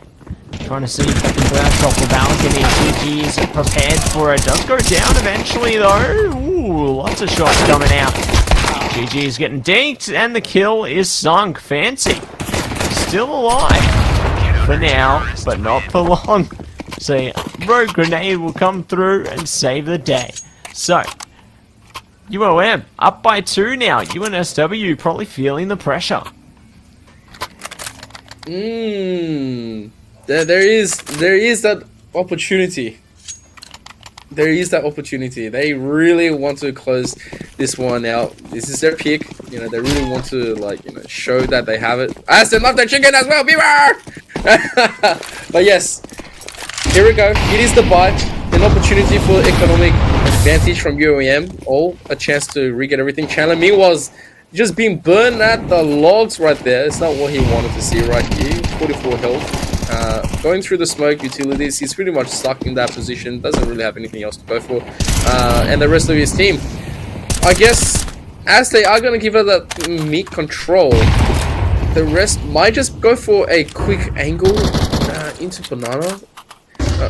They haven't really thought too much about it, as 2 members has really just taken through the apartments. UOM is giving them that advantage, but I don't like where this is going, because it feels like where UOM is giving the advantage and the positioning back into UNSW. UNSW, they can keep on playing this, stretch them thin, you know, pick up just even an exchange, just one exchange, 1-for-1, and quickly collapse to B. Like, that looks to be the play, as UOM is going to rotate GG's just in case of this event. But never mind. Never mind for now. We'll see how things play out in a second, though. Big stack up towards Banana for the T's. They've got a couple in the apartments on A as well. Going to slowly but surely wrap their way back. Time's ticking here for UNSW. They need to get moving. And now. It's 20 seconds. They need to hurry it up, or otherwise they're going to be left higgledy-piggledy on this site. The CT's are going to have all the cards in their favour. They just need to delay a plant here. It's going down to the last 10. They've managed to get 1 kill, though. Looking for FWA. Stuck on oranges there. Surely not. Surely it's not going to end this way, but it does. UOM pull through with it. UNSW leaving it too little too late, and the gate will be shut on that round. UOM take 9 and send UNSW to the eco zone. Oh boy. Oh boy. Economic advantage given over. AKs flying into the hands of UOM. UNSW right now, they gotta be hurting. This is not what they wanted to see. And as all of them is gonna quickly go through to the banana. Oh, the damage! The nade! The flames! Everything is just rocking it up as most of them gets executed. That's pretty much it. They give 2 and they pick up the rest of the 5 from UNSW. It is a fast round. But yeah, what do you do? All your money is gone. You don't really have an advantage. They go rush B and UOM was more than prepared. Yeah, rush B, no stop. Well, they stopped that time. And UOM showing their composure through and through here. Eager to see what they're gonna do as we jump into round 17 now. UNSW still struggling to find a way in, but at least they got weapons now. That's going to be a net plus for them. Just holding steady for the moment though, venturing forth for that middle control, see if they can catch anyone in the apartments. Attila holding just towards the balcony there. Might spot Chandler if their timing's right. They're just clearing out the boiler as well, trying to play brackets here. But no one peeking into them just yet. Just really biding their time. B-site going to be completely isolated as well, but Attila does get caught. A nice early shot there. Surely would force them off, but you'd think, but they're still holding that angle on the balcony. They don't want to allow any T present. This could be a very dangerous one right here, as 4 members of UNSW. I mean, they can look to collapse into mid, right? Because they just have to go through Chimera. Bracket control has been given over as well, so Beaver is looking to just back up. It's an interesting angle. It's an interesting angle as Chandler is going to try to spot this one out. Doesn't really have any info to play with just yet, but you can see the info is being going through. Utility is invested. There is the trade. Here we go, Tila. Quite low, and there's the jump. Wow, they could have knifed him as well. But it has been averted. It is a huge one where all the bullets was just flying left, right, and center. UNSW, they find the perfect entry right there. They trade very minimal into it, and they pick up the kills as well. It is a beautiful round where UNSW struggled onto the half. My word. At long last, they do manage to bring it back. Blasting through for 7. And let's see if they can pull through for 8 as well. UOM still got plenty of gas in the tank though. There's money in their hands. Utility as well, trying to cast a spell on this round. Chandler got the spot. They're pushing around towards Diggity there. They aren't going to get a second chance at that one. Very quick one for all players. Not everyone can hit it. Not at every angle. They won't get it this time, but they at least know of each other's presence now. So he pushing up, does find one around the corner. Another waits, and they push straight into it. Double peek. See you later. There's an info leak, and it is going to be 1 versus 2 or 3 towards this B site. Chandler just hasn't smoked off, so they can try and attempt a plan here. Waiting to see what GG's does. Holding the edge of the smoke. They push in. Down they go like a domino. Leaving it up to Beaver on their lonesome. Trying to go for a hero play there, but unfortunately it's the end of their story. End of the story as it is. This is UOM being shocked into the core. As soon as they had an opportunity, they tried to take it, but it was just Sahi out of nowhere. It says, okay, I guess I'm gonna die here, so let me try to do my best. And wow, literally took 2 people down onto the cross split and played that beautifully, right? Yeah, and then Chandler as well pick up 2 massive kills. I think they weren't ready for Chandler to be swinging and just not missing at all. Like Chandler swung through, he said, I'm going to charge this one through, I'm going to play it to my perfection. As Bieber survives, it's only 1 gun carried over. The rest of his team is not going to have that economy to be playing with. So it's prime time for UNSW to try to capitalize. Obviously, they just have to be a little bit careful just in case there is an off angle onto the utilities. But no, there isn't. And that's just going to be with the 1 nade coming in from UOM. As soon as they avoid that, the rest should be just fine. They are, however, going to have all 5 members looking at that mid, especially with an AWP aiming. So he's going to find that quick one. The nade is also going to go through. And that's pretty much the offense that UOM has prepared. They sure have. The fence is up. And who's going to be there to take it down? None other than the enemy. Shots come through on a banana. No one holding close though. We've only got GG's holding that CT spawn angle at the moment. So the T's can slowly slither their way towards the site until they end up in GG's crosshairs. Good kills on the other side of the map though, leaving it down to 2 CTs. The T's thinking, maybe we'll try A instead. Considering how many kills they got there, they think maybe it will be empty or pretty close to.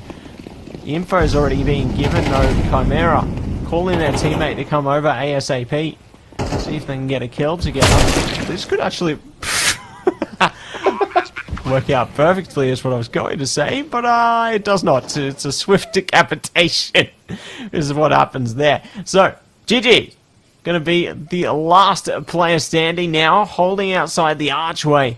Ready to see if they can get one more. It's going to be rough for you, OMM. I feel like they've lost the reins on this one. Yeah, I think this isn't what they bargained for, especially this is their map pick. They were able to show us just how dominant they were when they were on the T side. But then, the W. It's not like they were playing bad. It was just that, they kept losing unfortunate rounds. But then all of a sudden, they are back into the driver's seat. They're able to push the advantage over and over. UAM, they get the early lead. Once again, they get the early lead, which is the most important thing we have to take out here. Yeah. Now, it's another contention. They lose guns here. Next round looking like a mixed buy. Utility-wise is going to be low as well. Into a full buy in Unionist W. Right? If you're going to look in the mid, it's going to give over to Chandler. Chandler's going to instantly take it. He's not going to even bother to have that banana control where he goes to the rest of that control. He says, I'll split the map up. The rest of the boys just needs to tag up as much as they can. And then we can push A every single time while we just buy a tiny little bit of time and effort with Meanie just spamming and giving that fake out. There is going to be the rotation though, which I do like. However, Beaver is going to get the early drop. Yeah, nice early drop coming through from Beaver there. Going to be down to 28 HP themselves, though. Leaving it in to the two-man hold here on Banana. A bit of pressure coming their way as well. Lovely shots from FWA here. Beaver holding back behind them. But they're not looking to concede any further. Tees may have to switch up their approach, but I think they're just going to hold it out. They've got bits of information on the bottom of Banana there. Oh, top mid. Oh, speaking of, information now thickens on to Banana. They can look to try and take it towards the side, but that's the fake that we're talking about here, because they're switching it right back up, going to brackets instead. Find a kill onto GG's. It's a great start. They've still got that pit player to worry about, though, and they do catch them. Free plant is in order here. This could be them on their way to 10-10. Oh, Saki realizing where the was at the last second. There is the check, but Flame already ready with the pre-fire. This is pretty much going to be a tied up. Beaver has no control over the rest of what he can do. He gets an AK and says that's pretty much it. And I gotta give it to Chandler. Like, Chandler says, I'm not gonna move just yet, just in case there is a possibility of a re-aggression where they're looking and spotting for information. FWA did give this one up, and he was punished instantly. And so, the 808P is still up. The rest of Unionist W, they are doing search and destroy. And they are quite close as well, but yeah, there's not much going to be fighting into here. Like, it's the kitchen. You don't give this one up. And so all of a sudden, money definitely not good on the side of UOM. Mixed buys are probably going to be the option, but yeah, MP9 is going to come out. Yeah, most likely it's going to be that kind of a scenario. If they choose not to do any more overcommitment, you can't really blame them because they do want to compete onto the later rounds. So, Unionist W sitting in a prime position to overtake the lead for the first time in this map. Let's see if they can do it though. Lots of early damage been taken there. Mini down to 47. Not looking to advance any further forward as yet. We'll see if that's going to change though in pacing in a moment. Just holding for the moment. Oh, the spot. WA around the corner. Nice team up from Fancy. We'll be able to dispose of one there. A little opening towards the A site, but they're not thinking about that. They're wrapping back to B. All they've got to deal with there is GG's. They don't know that yet though, but if they advance here, they'll soon discover the site may be a little easier to take than the other. Alright, it's a very good opportunity for Unionist W as they are going to go for a full stack here. They are going to all barrel down.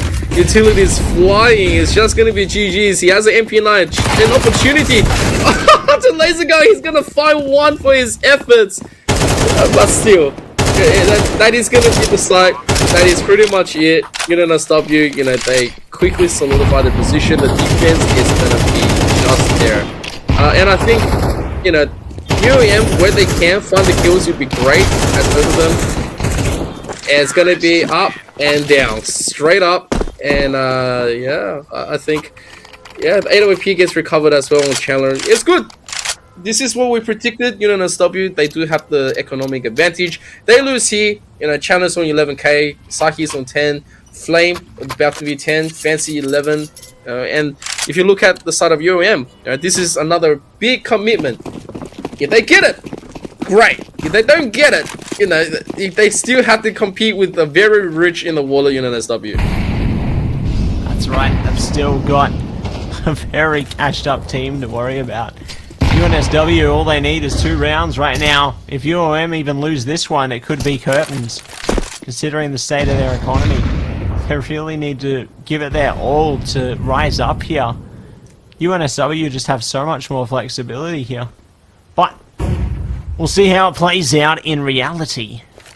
As they dive through, looking to take brackets. We got one held away in the little cubby there. Trying to see if they can catch one of the T's coming through the angle. See if they can strangle it forward. Smoke comes out. FWA, good timing. It's a lot of damage and a kill. Nicely done. CT's taking a bit of hurt as well. Chandler trying to press up now, see if they can get a kill back. Attila gonna be the one to get the kill themselves. Flash coming out as well here, trying to help their teammate. But nothing's to be helped yet.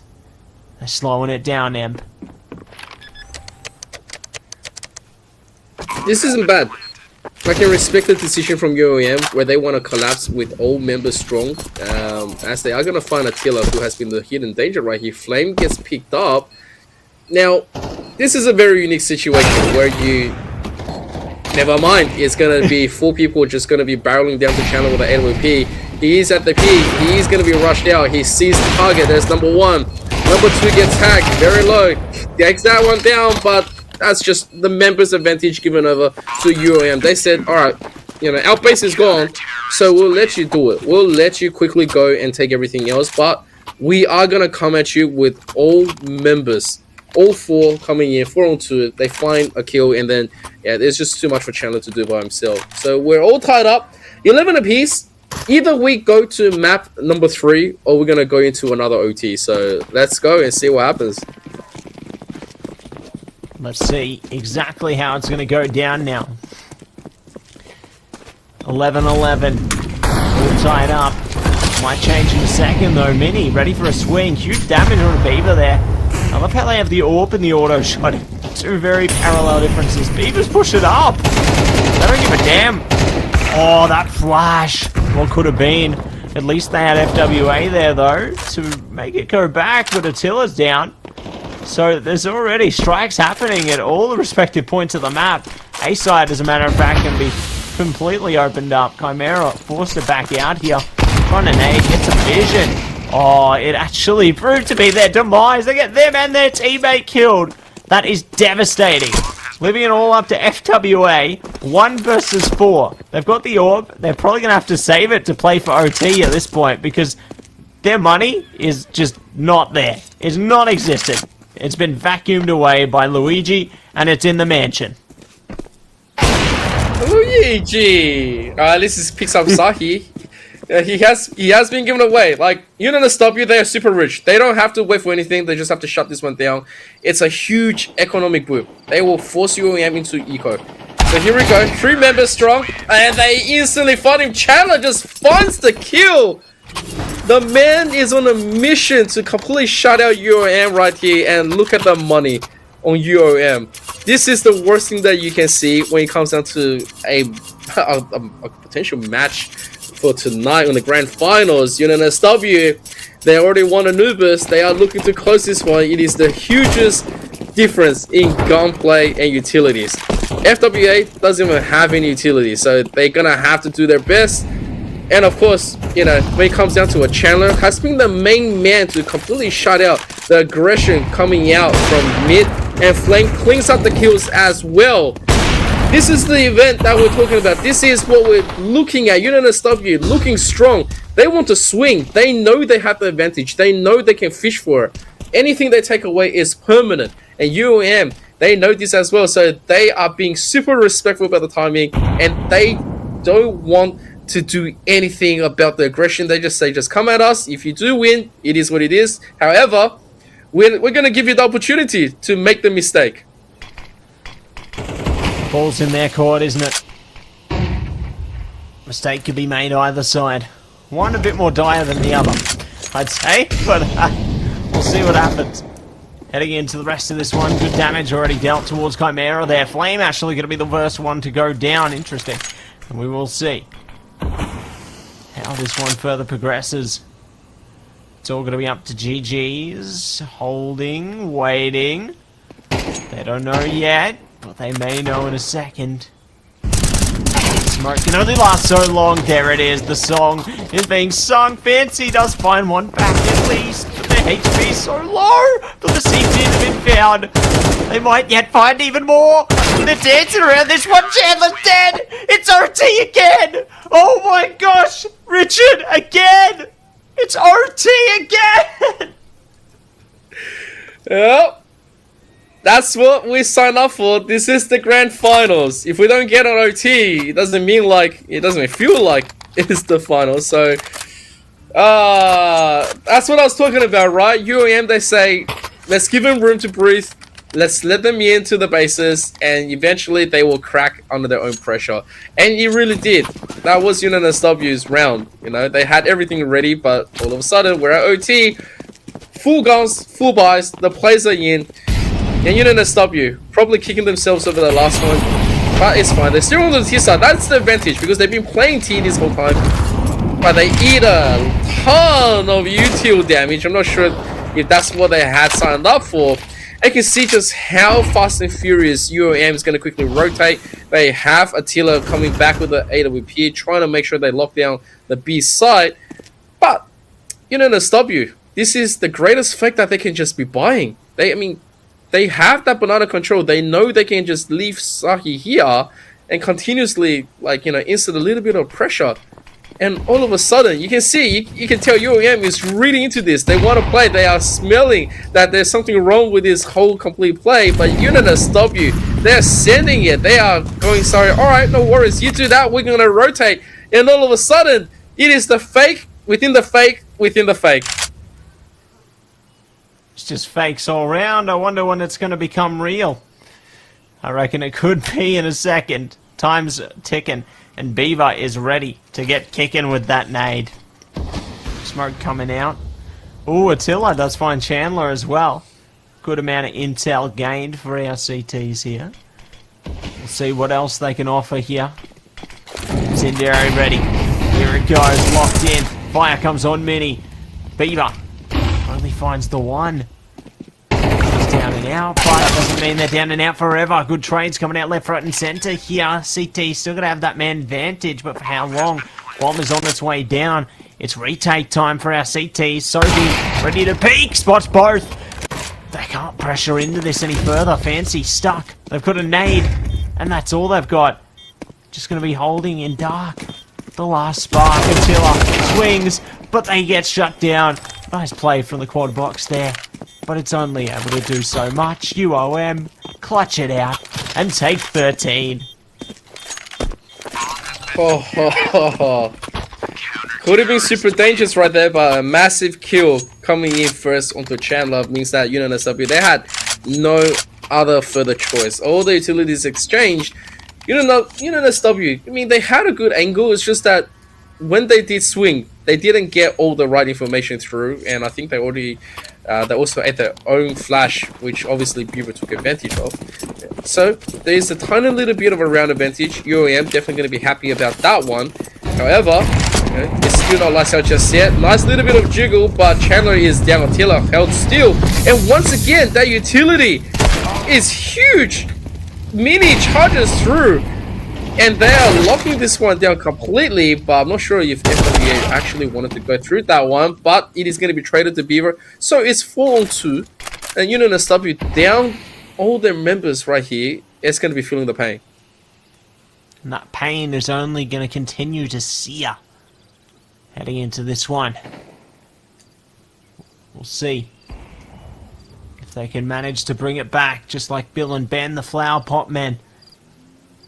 Whether it could be. All over here and now.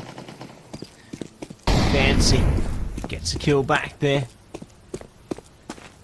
Just going to bide their time here. 1 versus 3. If they can single out the jewels, it could be a possibility, but we'll see how it plays. They've still got 50 seconds to go as well.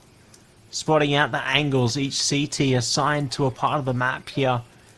Just trying to see if they can spread their influence. The one to spot is most likely going to be GG's here, holding in that quad box. There's the spot. Their teammates should be able to wrap back through Banana as well as through CT spawn there. It's imperative Fancy gets this kill sooner rather than later because they need to get that bomb down. And they need to make an attempt at winning the round, but caught on the timing there as they try and swing into the site. Beaver says goodnight, and it will be 14 for UOM. Yeah, that's a little bit rough. UNSW right now is not going to be able to have the guns fully loaded out, but they are going to have to try either way. UOM, one gotta say, as soon as they did go into OT, it feels like they've sprung back to life. They are ready to show their struggle in the resistance. They say we will not go into the night and get defeated onto our own map pick. And as we do come into this, UNSW has been showing that weakness, and I don't think they saw Attila onto just the window right here. No, it was GG's. Okay, but yeah, Fancy is gonna go for the jump. Audio cue should actually make a lot of noise for UOM to react to. Attila, meanwhile, being flashed out, smoked out, doesn't get a chance to go for the shot. Fancy also backing this one up through, and FWA is gone. This is the side for them to claim. Kimura just hiding out, hearing lots of noise. He's gonna get pushed as well. Gets the one at least. However, he noticed multiple members there. He tried to quickly go out, but completely flamed. And yeah, it's just gonna be Beaver. It's a 1-on-4. There's no point not to go for it. He can like go for exchange, play for the exit. Anything he does get, it's gonna be a boon. But yeah, like, what do you do until the final round of the half? Ponder on your options. And ponder deeply. At least UNSW did manage to find a bit of their spark back on the last one there, because the start of the OT looked really rough for them, honestly. I was getting a bit worried that it would just be down and out immediately. But no, they do manage to at least compose themselves towards the end there, bring themselves back. UOM though, absolutely critical that they take it here. Push it to map 3 on Mirage, otherwise this series is over. Over and out on the grand final. So UOM desperately fighting for this one. UNSW still got flexibility, but they're just trying to go for the win. See if they can get this series over and out. When in doubt, take your AWP out. Attila does certainly that twofold, as a matter of fact. Oh, they're still pushing. They don't realize there's a third guy there. And Sohi gonna say, hello. And goodbye. There was a knife. There was a knife on the other side of the map. Richard! They're going stabby stabby. It happened. It happened. As soon as you don't know what's happening, there's going to be the stabby stab. And we like to see those. So, as we say that... oh! Great trade coming from both sides. Fancy is going to be pushed out here. Let's get the kill. Oh, that is huge. It's 2-on-1 now. Both low. Kimura in a 1-on-1 has to quickly find Sohi. There is going to be the plant. Guarantee a little bit of extra money. Making sure that they're not going to be dropping this one. We need this round so desperately close. So he's slowly walking through. Let's get the drop. No, he doesn't!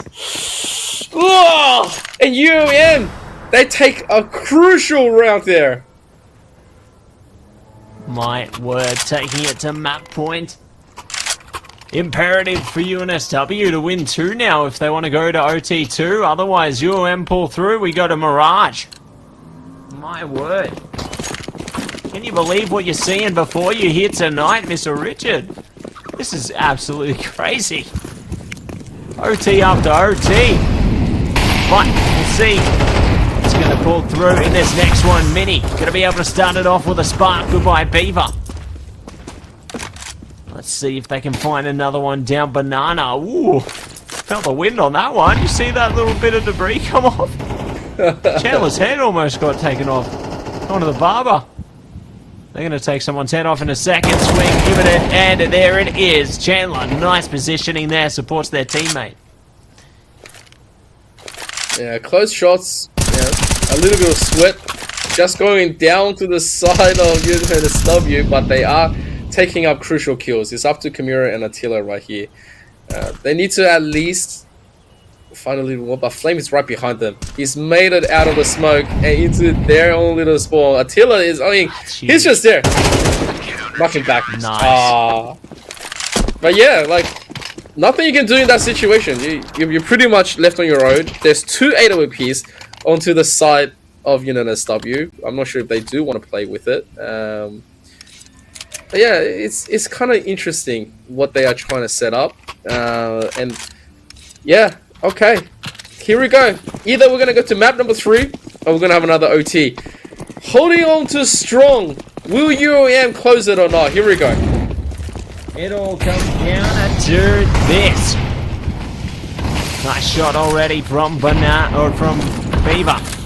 Needs to come out as well. Trying to see if they can stop them. So he holding a very tight angle here. The problem with this is if they get shut down, the site is gone.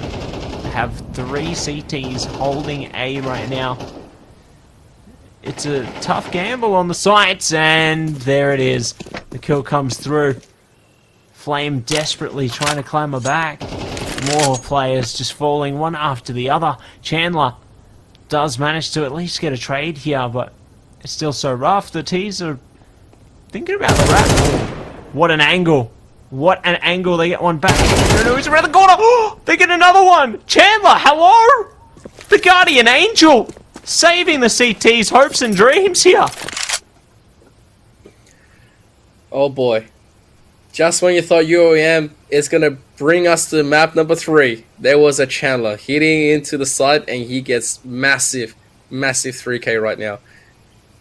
Flame, meanwhile, has an AWP. Can just be a one-on-one nail biter as he's going to find a kill and he gets away scot-free. Utility-wise going through, Flame can just hold on to that side completely and time is running out. Time is completely running out. GG's needs to make the winning play right here. 15 seconds left. He needs to find the angle. A is going to be his play. He has to just go. He has to send it. And Chandler is going to sit. Yeah, Chandler just needs to sit and... Oh my god! They recover! We're going to OT number 2! We ain't done yet! It ain't over till it's over, Mr. Richard. And it's never going to be over. We go on and on and on. We'll never forget. But OT2. Here we go again. Who's going to pull through? Tactical timeout. That's who's going to pull through. No, we got a tac timeout coming out from UNSW there. I think it's imperative right now. They need a chance to just breathe. Because it's been relentless. Round. And no time to think. But hopefully with this moment, they can compose themselves and come up with a light strategy to pull them over the edge.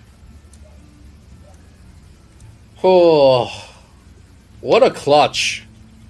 What a clutch from Chandler. And so, here we go. It is OT number 2 between UNSW, Raw, and UOM. Anything can happen. And we do have a pause coming out right now.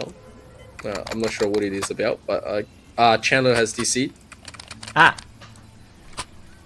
DC comes out from Chandler. That's alright. Oh, he's back.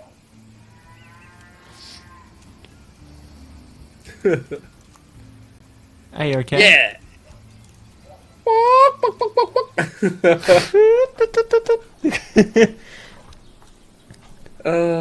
Yes, look up. Look up, look down. We're taking a trip around the bend there. Shout out to Two Tap Tony. Tony! Yeah. We love Tony. Oh, there they are. Hello. Fancy seeing you here, fellas.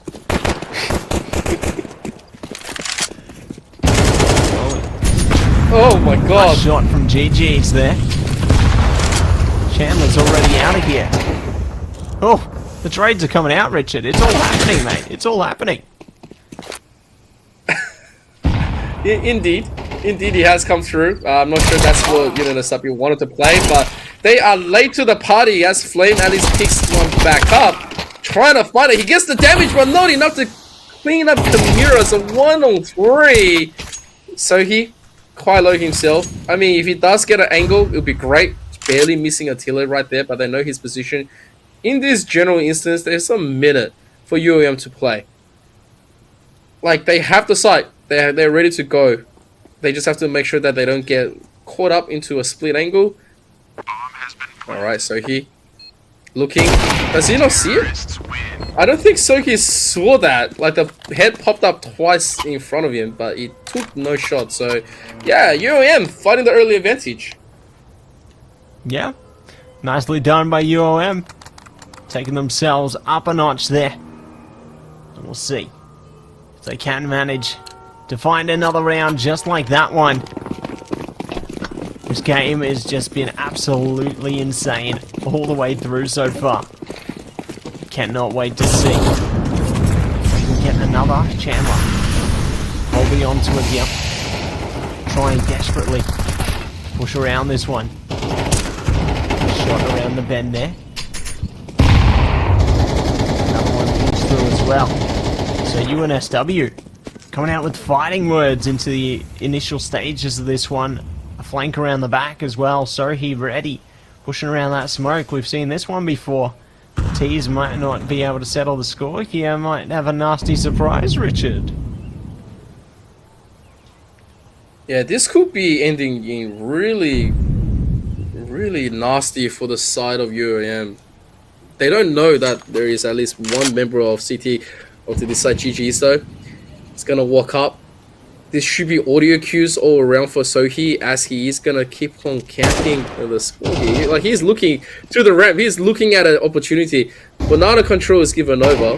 He's searching. Knife him. Oh! Oh my god, what is happening? Stop playing with him! Just do it, man! Oh my god! Oh my gosh. That was okay. too much, Richard. Too much. Yeah, especially on double OT here, there is a rotation. FWA picking up Mini, but still at 4-2. I'm not sure if Flame wanted to just run in like that, but there is... Oh no! All of a sudden it was a 2-on-2, but at least Chandler is gonna clutch up. That could have been super dangerous. As Flame just rushed through, he said, "Nope, it's okay, it's safe," but he got completely picked up. So yeah, we're 16 apiece. Sure are. 16 all, rise or fall. Who's gonna do it? One more round in the first half of OT2. My word. Didn't think I'd be saying that today. But we play on. Once again here. Pressing in into the lion's den of this one. The glass breaks. And so do our hearts when this game ends. Because it just never ends. It's an amazing game and can't wait to see the winner. T's are creeping up mid at the moment though. Going for that bracket control. Do have Mini to worry about on the arch side of it. Just holding the cubby there. We've also got Chandler holding closely beside him, just outside the hay bales there.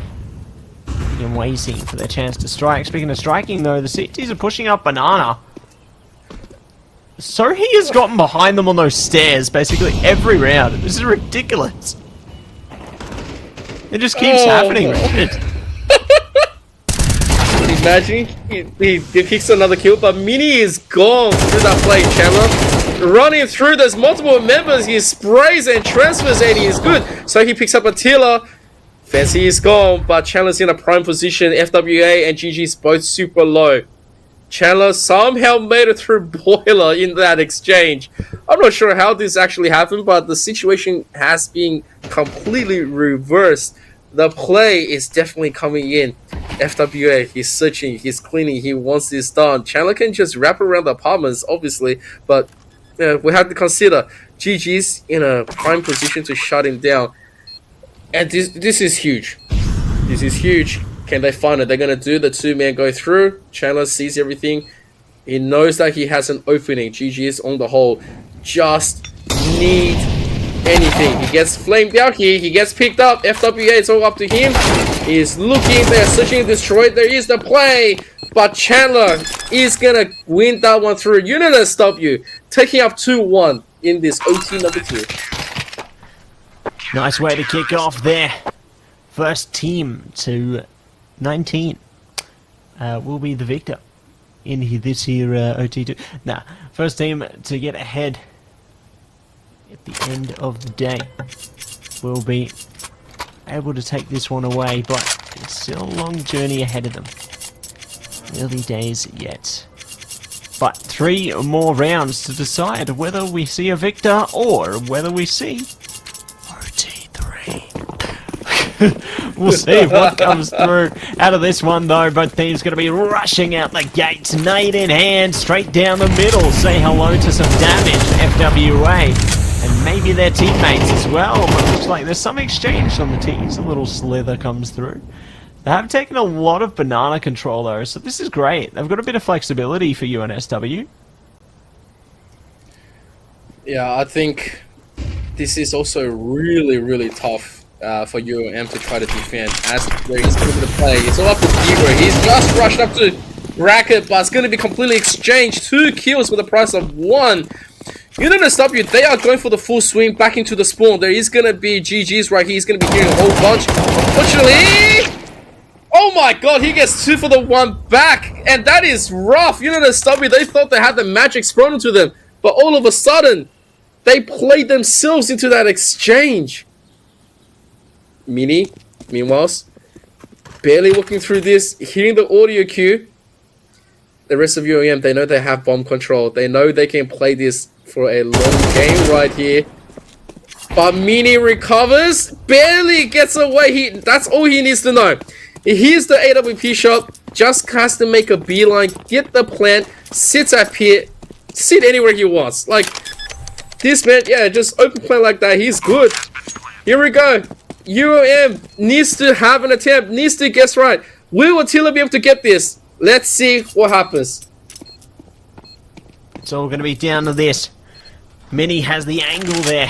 They're jiggling around. They just don't care. They know where he is. They know. They so know. Oh! That timing was magnificent. They're playing off the angle there. They get the kill! They're going for the defusal! Oh my word, Richard. They managed to even it up for UOM. I cannot believe it. That was so close as well. But they pulled through in the end. Incredible stuff. Maintaining their composure through that one. I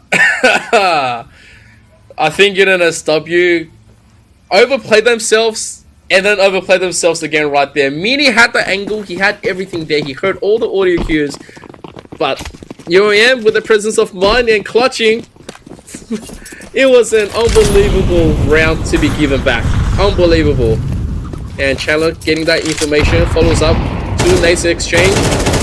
He wins that one out, but yeah, UNSW gotta be kicking themselves. And as they are going to quickly get into here, Chandler in a prime position to go for a quick apartment push. They are looking to insert a little bit of aggression. FWA looking through the smoke here. Could be getting the drop onto the flame. I mean, yeah, it could just be. We'll see if the smoke clears, if they get a shot. Yeah, he's going to get a completely brute aggression, but Chandler's going to quickly pop out a boiler and punish him. Yeah, good punish to come through there. Even it up 4-4 now. Just a minute to go on the clock here. UNSW need to lock in. Try and see if they can consider one side or the other here. It's definitely a tough one to work towards, but it's not the end of the world here. Beaver jiggling about. Trying to see if they can go down. Fancy. Opens it. The account's ready. They've only got one more CT and Attila to worry about, but they're going to fall back. Good kill on the Sohi there. 3v3 now. Fancy so low as well. This could be advantageous for the CTs if they advance here. They got a bit of time to do it, but the T's need to make sure they get their coverage right over the site. I like how they got one holding towards mid as well, just in case. They might actually catch GG's here. There we go. Shots coming out. Wrapping straight back. Going for the counter-attack. Mini pulls through for one. Surely there's more. Maybe there will be. Diggity galore. It's all down to Attila. One player. They're trying to run away. They're going to try and see if they can play for OT instead. They've conceded. So UNSW going to be on map point here, Richard. That was very interesting. A little bit of exchange coming in. I think they were also... Yeah, I think they were also not prepared at how that was going to be played out, especially with time. UOM was just looking, to have a collapse for some reason. But yeah, here we go. UOM saving the AWP. This is something that they need to quickly make a difference. They need to try to find the biggest edge that they can get. The nade is going to come through, funds flame a little bit, but yeah, pretty much there is going to be the full control under the smoke. UNSW, they are going to slow it down a tiny little bit, but Attila is going to find Flame, which is actually huge. I mean, I'm not sure why Flame wanted to try the chance out with a smoke through mid, trying to find a bracket control. I think they wanted a really big, massive B push. But Attila, with that AWP, makes it super expensive, as all four members of UNSW just ends it. It can be it. They found one. There is going to be the smoke, at least to deter. No rotation has come through just yet. Beaver waiting eagerly with GG's. As they're going through, Beaver gets executed, so he is gone by GG's, and he finds another and another. It's 1 on 3. Bomb's going to come down. Chandler has to clutch this one, but I don't think he's got enough time. He has no info. Attila misses that shot, forces him to dark. FWA is gone. There's going to be the rush. Who's going to get that shot? Oh, Chandler's missing. Pulls out the pistol. He needs to re-angle. He misses that one as well. He's running out of chances. He's getting that one through. Oh my god, so close. Chandler almost clutched once again, but we are going to go to OT number 3. Counter-terrorists win. My god. And it goes on and on and on. OT again. Let's go, Richard. Can't wait to see what this one is gonna be. Oh my word, it just gets closer and closer. I don't know what to say, Richard. Me neither. It's the never-ending story. True. We are interlocking in an internal struggle for the win here. We're never gonna find out the real victor. That's what we're gonna be doing.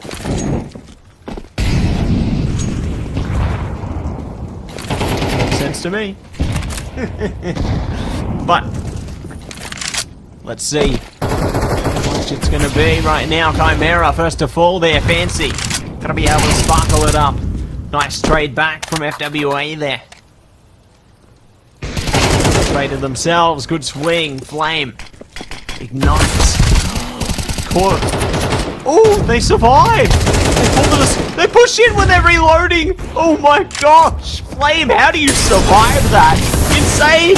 Until it's going to be burning alive as well. They know he's in the pit. They're trying to overwhelm him. And they do.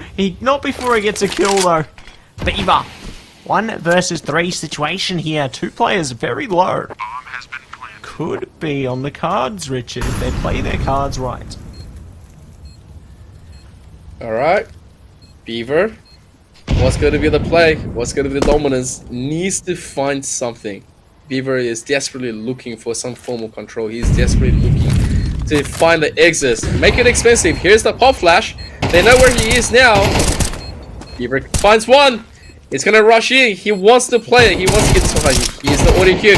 He finds another kill. But Sohi is going to close it out. It's 19 to 18. It is huge. He was able to go in. Right? I don't think he was, going to be able to get anything else. But 2 massive kills. Cleans it up nicely. And UOM is still not out just yet. But you can see the way they're setting up. No AWP on hand. a little bit low on Attila. So it could just be one of those value rounds that they're looking for, where Unit SW has that early aggression to meet once again, and then they can look to control. Control, take a nice stroll. Let's see exactly how we stack this one up. Well, for a nice amount of early pressure towards the B site there, Beaver coming face to face with Mini in a moment's notice here. Perhaps even GG's could be the one facing. No one revealing their intentions yet, though. Scaffolding drop off. Oh, Beaver! No! They've been caught! The site almost entirely opened up. Incredible! They pushed past each other. FWA's gotten behind them for free. Oh my gosh.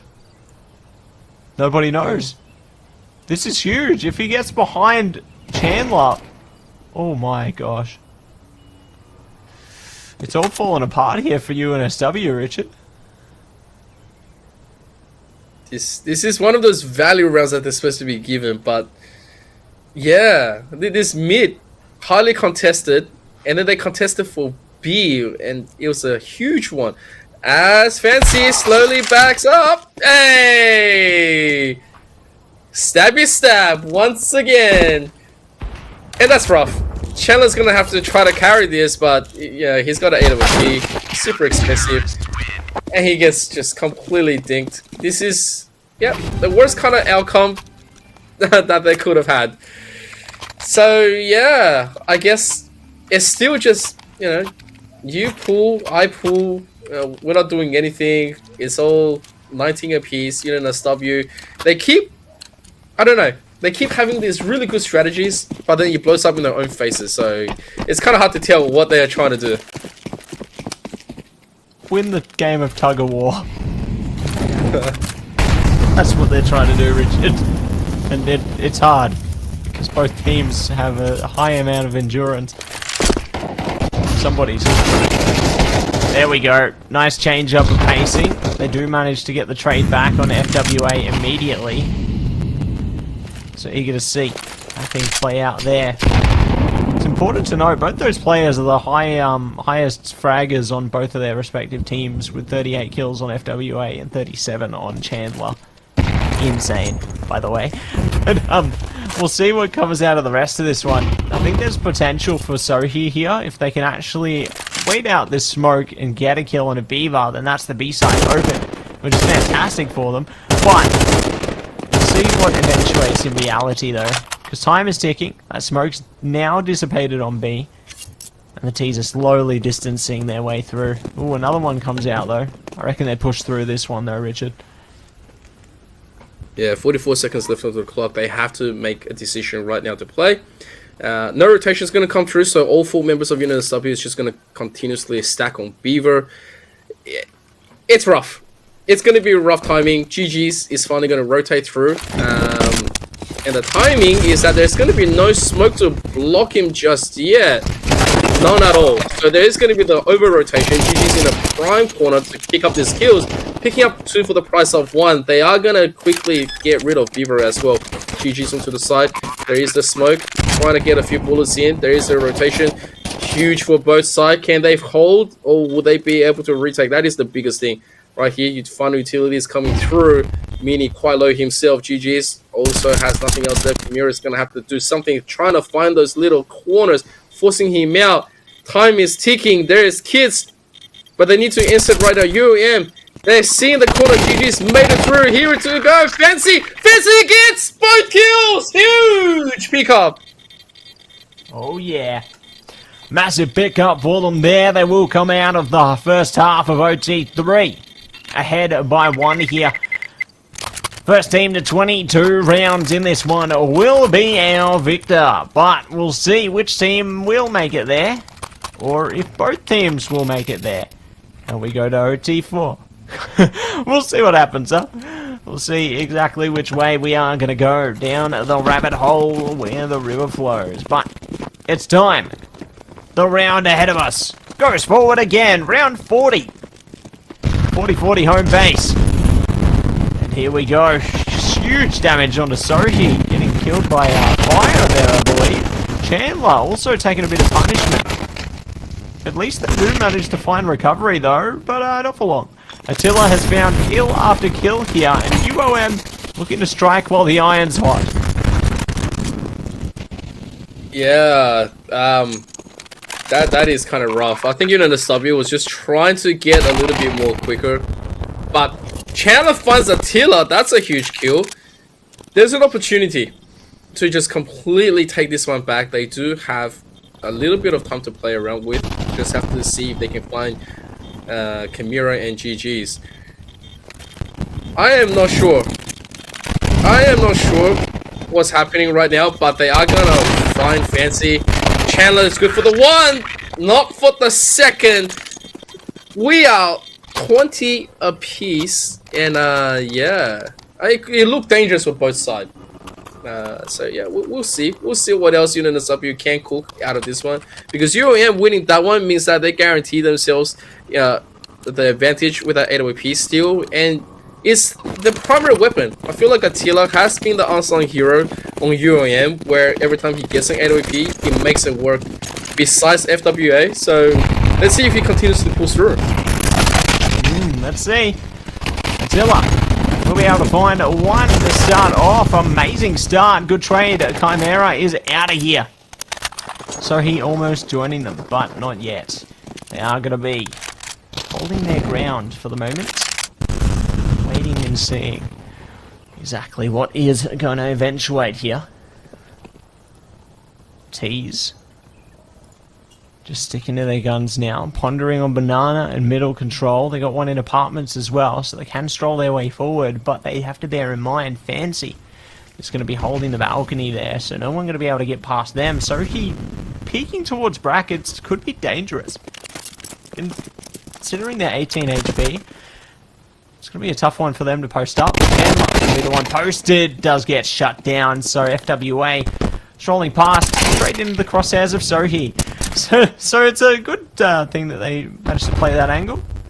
Managed to capitalize further on more, but it looks like the T's are capitalizing on the scurrying and going straight towards the site. That's the bomb down. That's a massive pickup, actually. Fancy can use this. They've got util. They can put fire down. Oh, that's so rough. They had the incendiary. They could have mollied him out and stalled it. That's so unfortunate. Bomb gonna go down now, and it's on for the 2v2. Wow, that is kind of rough. UNSW holding the advantage but dropping as soon as that happened, as Mini gonna quickly have a wraparound, confirming just one position, but Mini not checking the top. There's gonna be no other choice. UOM, they win out another round. I mean, after 3 OTs, we could just be going to map number 3. This is just completely pulling and pulling and pulling. Both sides not giving up. I'm very surprised that UNSW lost that one, especially since they held all the advantage through the turn. And it's just been Attila and FWA really holding it strong. They've been getting really good angles. And yeah, UNSW has not been able to capitalize on that at all. So let's see what happens as FWA takes a little bit of nade damage, but it's going to be fine. Gonna be fine. Gonna be divine. And let's see exactly where this one will go. Here we go. T's going to be pressing up banana right now, splitting out towards mid-control as well. Just biding their time here. Ready and waiting. CTs don't have much in their arsenal either. Their utility quite lackluster. They've at least got some smokes, I guess, some flashes, but it's a tough one. Ooh, good start though. Fancy catches one. On track to look for more as well. But they're just really being patient here. 39 seconds, Richard. It's now or never for UOM. OT4 or map 3. Oh, so he is trying to get some more bullets in, but not finding the angle. He's quite low himself. Flame onto the side, trying to find anything he can. Everyone is here. The bomb is planted. Utilities. Fancy still has some. He wants to really quickly go into it. They buy time. UAM just has to hold. Can they do it? That is the question. Here we go. Utilities. They are flying. They're trying to open it. They're trying to cut off the support. Chandler finds Attila. There's at least the one. Looking to the dark. Kimura. He's only good for the one. GG swinging. We ain't done. We are not done just yet. Hold on to your popcorn. We're going to OT number 4 because this is just going to be the way it is on this Open Series or Grand Finals. Oh my god. What is happening right now, Richard? This is ridiculous. Yeah, reminder, we do have the Elite Series Grand Finals after this. Honestly, yeah, we do somehow. My word, those poor players, those poor players. Oh, hello. I think they're gonna see do you again.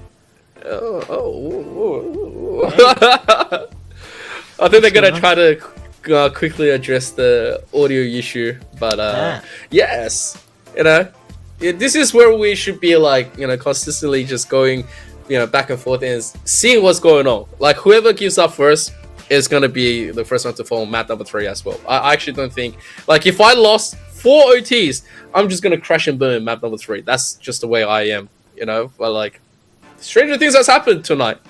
Yeah, strange things happen when you go around the twist. But we are back into the game. It is round 1 of OT number 4, everybody. What's in store for this one? Let's see exactly which way they are going to be going. Here we go again. That's a beautiful knife, by the way. Shout out to them for that. Love the green knives. Huge name. This is going to rain on the parade of UOM to kick off, though. Mini and Co. What can they do here? Never fear. Emperor ZK is here.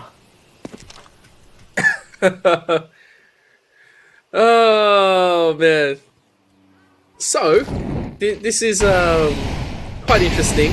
As the rest of UNSW, they said, let's win out banana, let's control it completely, we're not going to even go for any of the push.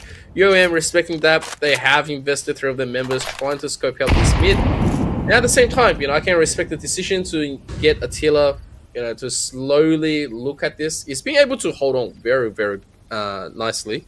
He's being steady. He's being able to clutch quite well. Kimura just, trying to fish for something through the smoke. He's going to be given none. And the rest of UNSW is going to get pushed. And it should be a rotation, but Kimura is throwing a fake. But peekaboo, Flame is here. That's so rough. Like, he saw him in the corner of his thing, but he didn't register. It's so unlucky. But more kills going to be coming through here. Diggity is the angle, and they are ready to strangle UNSW. Wrangle up the kills and get the round. Advantage 1 their way in the start of OT4. Knock down the door. Give me some more. I want more rounds. OT5.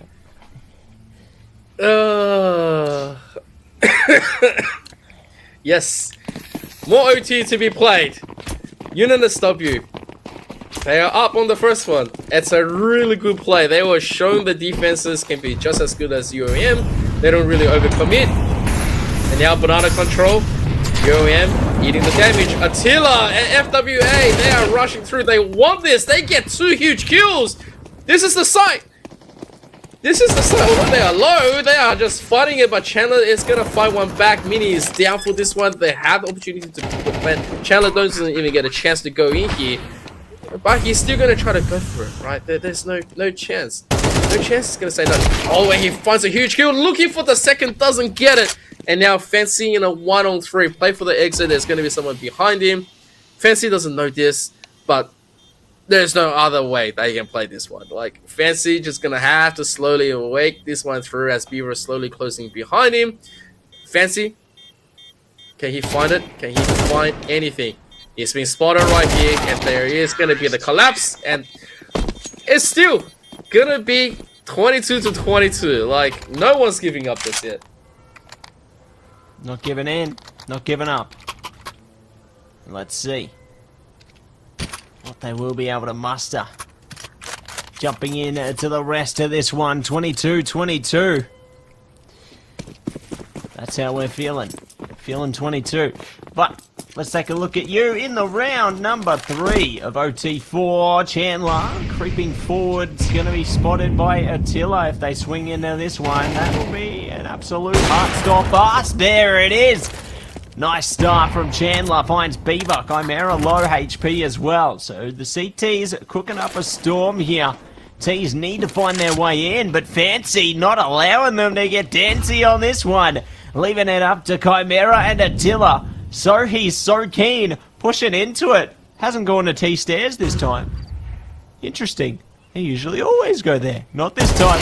He saw the gun barrel. That's huge from Flame. Last second spot there. Oh, Chimera gets the spot as the flame, or the smoke rather. I suppose the flame dissipates too, but it's going to be the life dissipating of Chimera. OT half 1 of OT4 will go to UNSW by 1.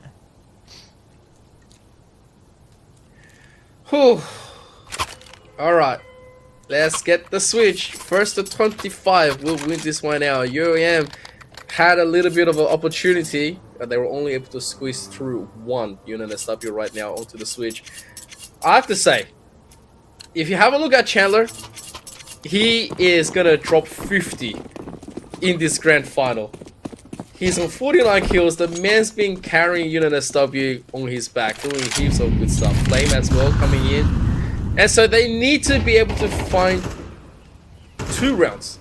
UAM hasn't collapsed just yet. Their mental capacity is still sitting at very high value right here. They are going to try to pull more of a guesswork though. 3 people in there might just eat that nade. And yes, they will get a valued nade right there. Flame is gone, however.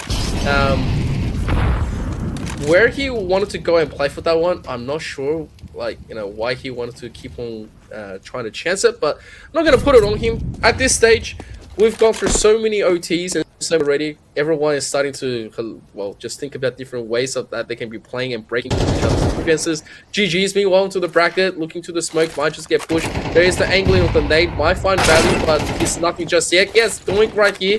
Fancy is going to start pushing. He has no choice but to throw the rest of his utilities. And so, it could be a huge push where UOM needs to rotate, and then it could be a retreat call, but here we go. Here's the jiggle coming in, FWA. He hears all this. Mini is making tons of sound, selling this fake in. And yeah, UNSW, they are going to keep on making the sound. Chandler finds Chimera. Swing from FWA is good. Chandler wants to swing now, but he doesn't really have too much to go around with. He's looking at the angle. He's being pushed. They know where he is. GG is slowly walking out. He doesn't have his member just yet, but Fancy's looking. Fancy in a rough angle. Does find the kill. There needs to be an exchange, and there is. And that is the sight given to UNSW. Sight will be given and a kill given alongside it. Chimera. No, Chandler going to be standing with Sohi there, all up against Attila. Attila's given up. They're conceding. Going to hold on to the AWP for next round. Play for OT5. Oh my gosh, Richard. OT5. Don't even think about it. So that might be on its way. I like the thinking of Attila playing the long game there, but UNSW, they're going to be on series point as a result of this. So very dangerous waters that UOM have landed themselves in here, and they need to win 2 rounds if they want to even it up. Well, Chandler's gone. Goodbye. But it does mean UNSW on a series point. So UOM need to win 2 in a row if they want OT5. And we'll see if they can do it. It's going to be a hard-fought endeavor ahead of them, but never say never, ZK. Never say never. Alright, opportunity for UNSW to completely get this one through. This is the way that they're going to go through. Let's see if they can open. There is going to be a super aggressive push. GG's gone. Flame being burnt. There is going to be the nade down to 32, but still just going for a FWA stuck in a halfway spot. They are going to clutch out. There is also another kill to Mini. It's 4-on-3. Slowly, UNSW trying to completely go through. They were caught off guard with all the super aggression coming in from UOM, but it's going to be that 3-man slow collapse into this B. Yes, making through. Sogi trying to find this one with the audio cue. Attila desperately trying to find this one back into his team. And you can see it, Beaver is finding all the angles to try to get this through. He needs to buy time for his team. Attila is here. He is doing everything he can. And Beaver finally must be feeling good about that one. But the rest of Unit SW, they have retreated. Will they turn back? That is the question. There's 53 seconds left onto the clock. If Attila hits his shot, they definitely will. But he does not. That's going to be go. That's going to be everything that they're going to throw at it. This is a prime opportunity. FWA is going to be shut out. There is going to be the plant. The adjustment is good. FWA, Kamira. Will they get this one through? Got to be careful. Chandler sitting to the sandbags, waiting for that kill. Gets it. Final one. Will we close or will we clutch? Kimira on 8. Slowly he walks through. Destiny is calling. And Destiny says it is time to go to sleep. GG's to Unit SW, closing tonight's grand final after 4 OTs in a 2-0 victory. My gosh. Cannot believe what I've just seen there. A hard-fought battle, but UNSW do pull through in the end and will be our champions of the Open Series there. Amazing stuff coming through from them. They worked so hard for it. 2 maps of OTs. And it all worked out in the end. Amazing stuff and really well played. Remember beginning this broadcast? Remember how it says, you know, the teams underneath us actually represents where we're actually representing as well? Looks like I have the upper hand. Just for tonight, Betsy. Just for now, but you know, obviously, I think UOM put up such a good fight onto Inferno. There was so many times where they should have just completely closed it, you know, really go through. But yeah, that is pretty much it. We are gonna go into a BRB. Make sure you don't go anywhere as we come back for the next one.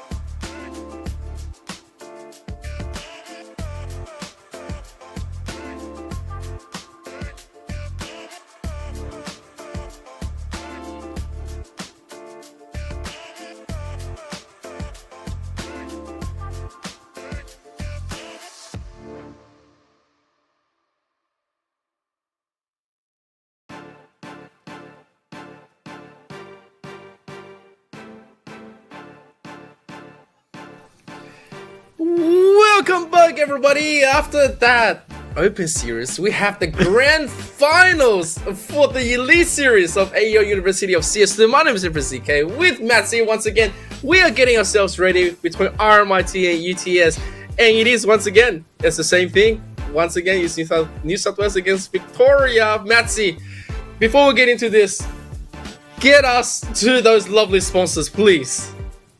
Sure can. Melbourne represent. No. Alright, so to start things off, do want to say a big shout out to AGON by AOC, the #1 gaming monitor brand in the world. AGON by AOC provide best-in-class monitor solutions for gaming and all other needs. Next up, it is Indomie, the noodle partner. Made with high-quality flour and selected ingredients and spices, a plate of Indomie mee goreng will certainly brighten up your day. Try any one of the flavors available today from your local grocer or at indomie.com.au. Whew, thank you very much with that one. And so, yes, going into the current representation, look at the playoff bracket. You can see where RMIT has come in here. They 2-0'd Monash and then made it to the grand final right here. And they've been very dominating throughout this whole event on the Elite Series. Obviously, we've seen RMIT default against UNSW once and only once throughout all the weeks that we did play. However, on last week's UNSW against Monash, it was 2-1, and then UTS was able to get a revenge match against UNSW and won over, which means that the grand final spot here is going to be quite insane. Like, what do you think about that, Matsu? I think it's going to be absolutely incredible, mate. We had a really great precedent to start the evening off with the insane Open Series, and I think this one's going to deliver on all cylinders as well. If anything, I think that it means the Elite Series teams have something to step up to. They're going to step up to the plate, because that last matchup was intense, and I hope this one is able to deliver the same kind of intense gameplay, if not even better, heading into this wonderful series here, RMIT versus UTS. This is what we've been waiting for all season, the grand final. This is it, man. The grand final. This is it. Exactly. This is the one. If the last one was a banger and a half, tonight's going to be even more better. So, representing UTS, you have KFC, Generous, Combo, Flake, and Pass. And on the side of RMIT, you have Rofoko, Maker, Lime, Lucas, and Levine. This is the stack roster. This is the one where RMIT has really shined through. They know exactly what's happening. And UTS hasn't done too bad as well. KFC, Combo, yeah, they are just my favorites when it comes down to getting the shots through. They have been able to do a lot of good improvements and synergy throughout the weeks. And so it'll be very interesting to see if they're able to bring down the Giants tonight. Yeah, we'll see if they're going to be David. As we jump in to Mirage, there are going to be map #1 here, picked out by UTS. Following a suit will be Overpass and Inferno. My word, there's no Vertigo. There's no Ancient. There's no Anubis. My word. Good. Good riddance. No, alright, let's jump into the series now, though. RMIT, CT, UNSW, T. And T's are going A right now. Full steam ahead. They've got every player heading towards that side here, Richard. Yeah, this is an open. UNSW, they are familiarized with this. The Berettas are gonna start seeing, but it's only good for the one. Combo and Flake picking up important kills. Lime also quite low himself on the stairs, trying to find something. But you can see the members rushing through to the spawn. It's only good for the one right now. Oh, they're lighting it up for him. He keeps on doing it. And he's gonna get those kills. Everyone on the side of RMIT is 2-1.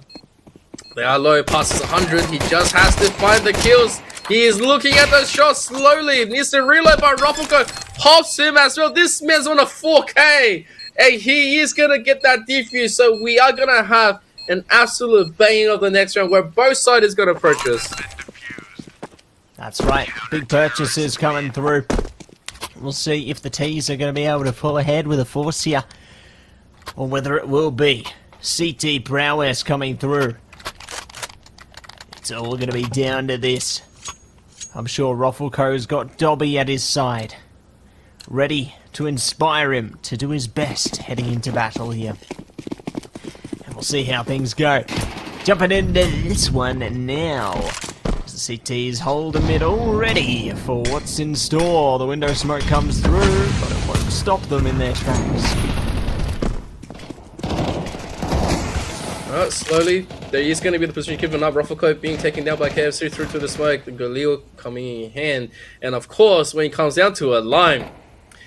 Round number 2. This is his ritual. He sees his targets. It was a lineup, but KFC is going to deny that, taking a ton of damage with Generous. And they're going to keep on rolling. Lucas also taking a ton as well. Reduced down to 48, but Maker is going to punish that aggression. He's looking, doesn't want to give up the play.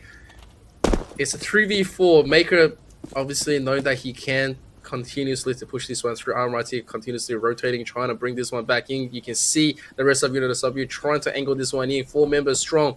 They are going to quickly push in with Flape. Flape looking, checking, get the angle. Palace Intrigue is coming down, but they're taking a little bit of damage. Lucas and Maker both down. Levine's good for the 1. Gets dinked around here, but it's not enough. And Unit SW, they win that one out. When in doubt, they win it out 1 for 1, and they're just having fun. Let's see how things go there. As we will be diving into round number 3 now. Round number 3, break free into this one. Gonna be splitting into the default there, go for a bit of middle control, as well as try and see if they can wriggle their way through A, through main, and Palace. So if they can take mid control here, they can easily slither their way in through connector and or the window as well. But they have to be aware of that short player, Levine, who's going to be holding them, as well as the window player, Lucas. Oh, the trade there is going to come through. Lime's going to pick up a gun. Tries to jump up. Wasn't able to finish combo down. Nevertheless, it's just gonna be a one-way show for UTS, and yeah, that was. I guess UTS was just going through, and I do realize that we were talking about Unit SW, but yes, that's what happens when you cast 2 grand finals in a row. UTS corrected. They are gonna take the 2 to the 1 and force the eco out of RMIT. There isn't much that they can do in this situation because of the 2-round contesting, and UTS should be able to capitalize with all the AKs that they have in hand. That's right. All they've got in hand. Green. USP kill confirmed. It's going to be Maker getting the kill confirmed there. Nicely done with the USP. USP is into a rifle. You take that any day. And they'll see if they can find something more out of it. Yeah, rough start, but doesn't mean there's to be a rough end. Ooh, there we go. Now they've found another one. Another gun could be theirs, past low HP. And now even lower. Say goodbye to HP. Ooh, there's another one. Trying to push on. Shots come out. I love how they're trading off each other. This is fantastic. Down to the 1v1 now. Jenna's on 46. Lucas on 58. Getting a little bit of damage on a Jenna's there. Swing. Oh, the shots come out. They've done it. Richard, they bring it back. Eco or not, RMIT remain intact. That's a surprise. I didn't think it was going to happen like that where, you know, like I said, it's not supposed to be able to do all of this, but RMIT, they keep trading. They kept on stacking where it was appropriate. They take down a target. It all started with an M4 that they pick back up from the side of UTS. And then they say, alright, let's keep on playing. That M4 has had more value than anything else in this game so far. It's passed through both sides twice and passed through multiple members of RMIT members. So 808P on Lucas, all coming up from Lime. They are going to just completely dominate this early presence. Mid is going to be their control. Lucas is going to have that one through. And of course, and all, it means that, you know, you don't really get an early advance. Rufflecoat goes down to 63, but gets plenty of info as Lime also trying to just find a little bit more presence back in. Generous meanwhile is going to work through with this, but oh, the 808P doesn't shine through, and that could be a problem. That could be a big issue for them there. Rufflecoat taking a lot of damage as well. Could spell trouble for RMIT here. KFC holding that short angle. But the CTs are patient. They're not pushing it. Maker. Gonna be pushed out though. It's a good start from the T's, making their advance onto the A side here. Trying to take a bite out of this one. No one able to land another blow yet though, until Roffelco pulls ahead. Lime gonna be traded back.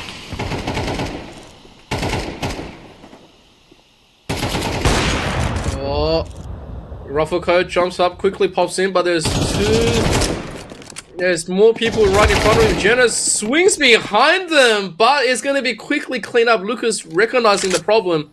Roffelco is gone. AWP is expensive, but it's going to be just past. He's stuck. He wants to quickly get something through. They know where he is, and Pass is looking. And he takes the bomb out, gets naded. Everything is coming through. Yeah, and that's just rough. They don't get to pick up the AWP. So they've opted to just stay with the AKs, and that's fine. RMIT already taking back the lead. It's 3-2, and they put UTS on such a back turn where it's like completely robbing them round after round. UTS on a round of eco. That's right. Gonna be stuck on a round of eco, so it gives RMIT a little bit of a chance here to break out. Try and get another round ahead of them. T's are stacking up in the B apartments though. Ready to try and wreak havoc here. Shots coming through the scaffolding there. No one getting caught yet. Nice nade though. Jenners takes a bit of punishment and more to follow. Lucas, the flank behind. Absolutely behind. They got their teammates there to support as well. Lucas will go down. So an AK back to Jenners. Uh-oh. Lime has the Negev though. I shudder to think what that can do. Ooh, I thought one of those shots would connect. Nope. Not this time. This one certainly will. Jenners. Goodbye. It will be RMIT on track for 4. Yeah, I think we shouldn't ever dismiss the possibility of Lime buying the negative every single time. If this man has money for it, he will buy it. Will he do enough damage? We don't know. But will he put it to deadly effect? Yes, absolutely. You will hear it. You will hear the bullets fly. He's going to look at some angle and he's just going to keep on pumping it. And yeah, now UTS, a little bit of pressure being pulled through. Roffelco already taking down Pass. And of course, Limey is gone. It means no more fun, no more in the give. But that's going to be just fine. That's what we expected, especially for the grand final contention. Jenners, meanwhile, is down to 28. Roffelco finding a spectacular angle but missing the shot. It's a tough angle. Gets singed out of it, but Jenners is gone. There is the replay. Lucas quickly gets the flash. Gets this one through, but Combo not getting the aim as well. Lucas is just dancing around trying to find this as Maker gets caught up by Flake. Roffelco fought the replay. It's a nice cover and up to KFC. This man, can you do it? Yes. The answer is yes. They can do it, and they can do more. KFC gonna be clawing their way up, man. Clearing the angles right now. They've got Roffelco to worry about, as well as their teammates, but they don't know just yet. KFC could have the angle here. Roffelco doesn't know, and goodbye. Nicely done by KFC. Smoke down. All they have to deal with is Lucas, Levine rushing their way over, but they will be punished. Lucas, a daring player, pushes the smoke and takes the plant into their own possession. 5 for RMIT now, but at the bare minimum, UTS at least get that plant money, so they can push into this next round with a slither more confidence. You know, this whole time I've been staring at what Lime's going to be buying. I was like, yeah, it's another round. It's another. Is it not a negative? It's not. It's Is it M249? Oh yeah, we want to see it, but yeah, no, look, you know, UTS, they have started with a plan, but right now they've been completely shut out. Roffelco, they have dominated this to the mid. There is going to be good shots. Roffelco is not going to miss the second time. The nade's also going to find a little bit of damage. No, Roffelco misses that one, so he's pushed out, but Lime's already here. Looking at the swing. Combo is gone. Roffelco is continuously pressuring that mid and up to Pass by himself. Like, gee. So he's going to get a scalp kill. He will take it. But once again, you know, it is RMIT showing that dominance, showing that they can play this map really well, and UTS falling behind.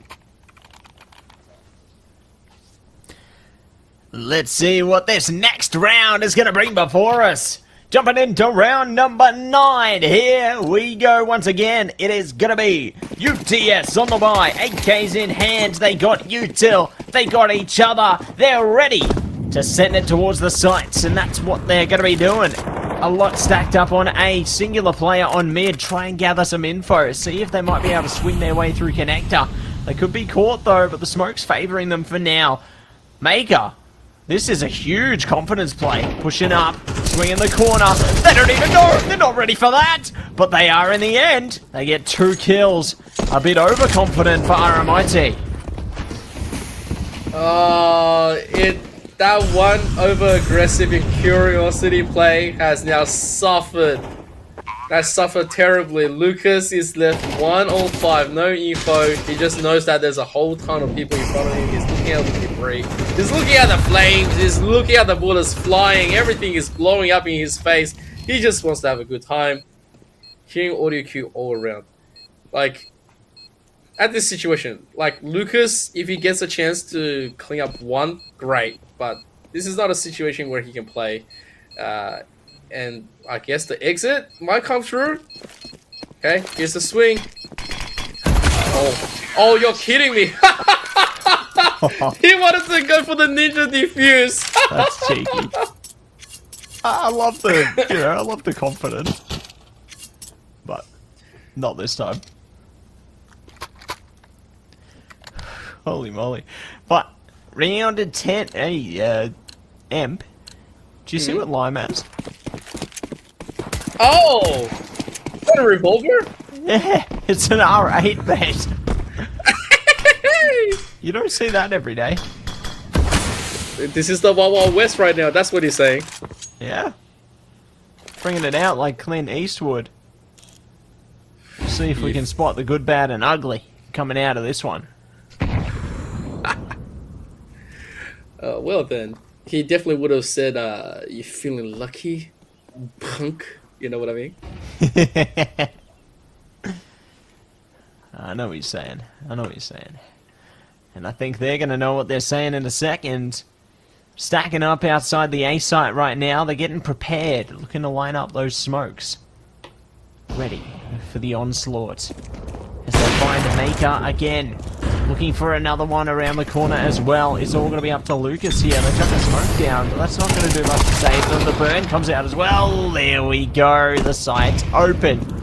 And it is going to be all up to Rocco, Levine, and Lime to try and take it back. Whether they go for it or whether they just concede to save the guns, that's going to be tested right now. Already taking so much damage. Oh! The R8 gets a kill! Let's go, Lime. Well done. Okay. 2! My word. For some exit kills, they're doing alright.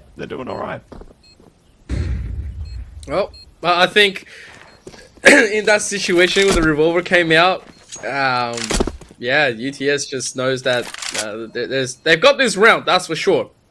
The thing is, you know, if you go for the denial of the guns right now, sure, you're going to be able to repurchase. Oh, never mind, they are going to find Roffico. Lime is super low. And he's going to make sure that you drop your guns if you do go after him. You know, the man's going to live on 5 health, and he's going to be living rent-free with that revolver.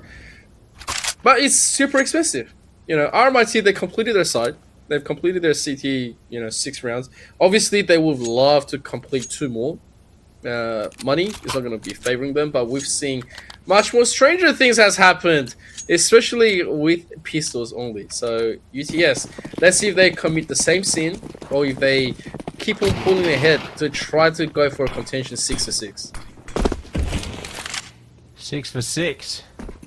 We'll see who's going to be able to go for that scoreline. Whether it could be UTS in a second, or whether it's another line. Oh no!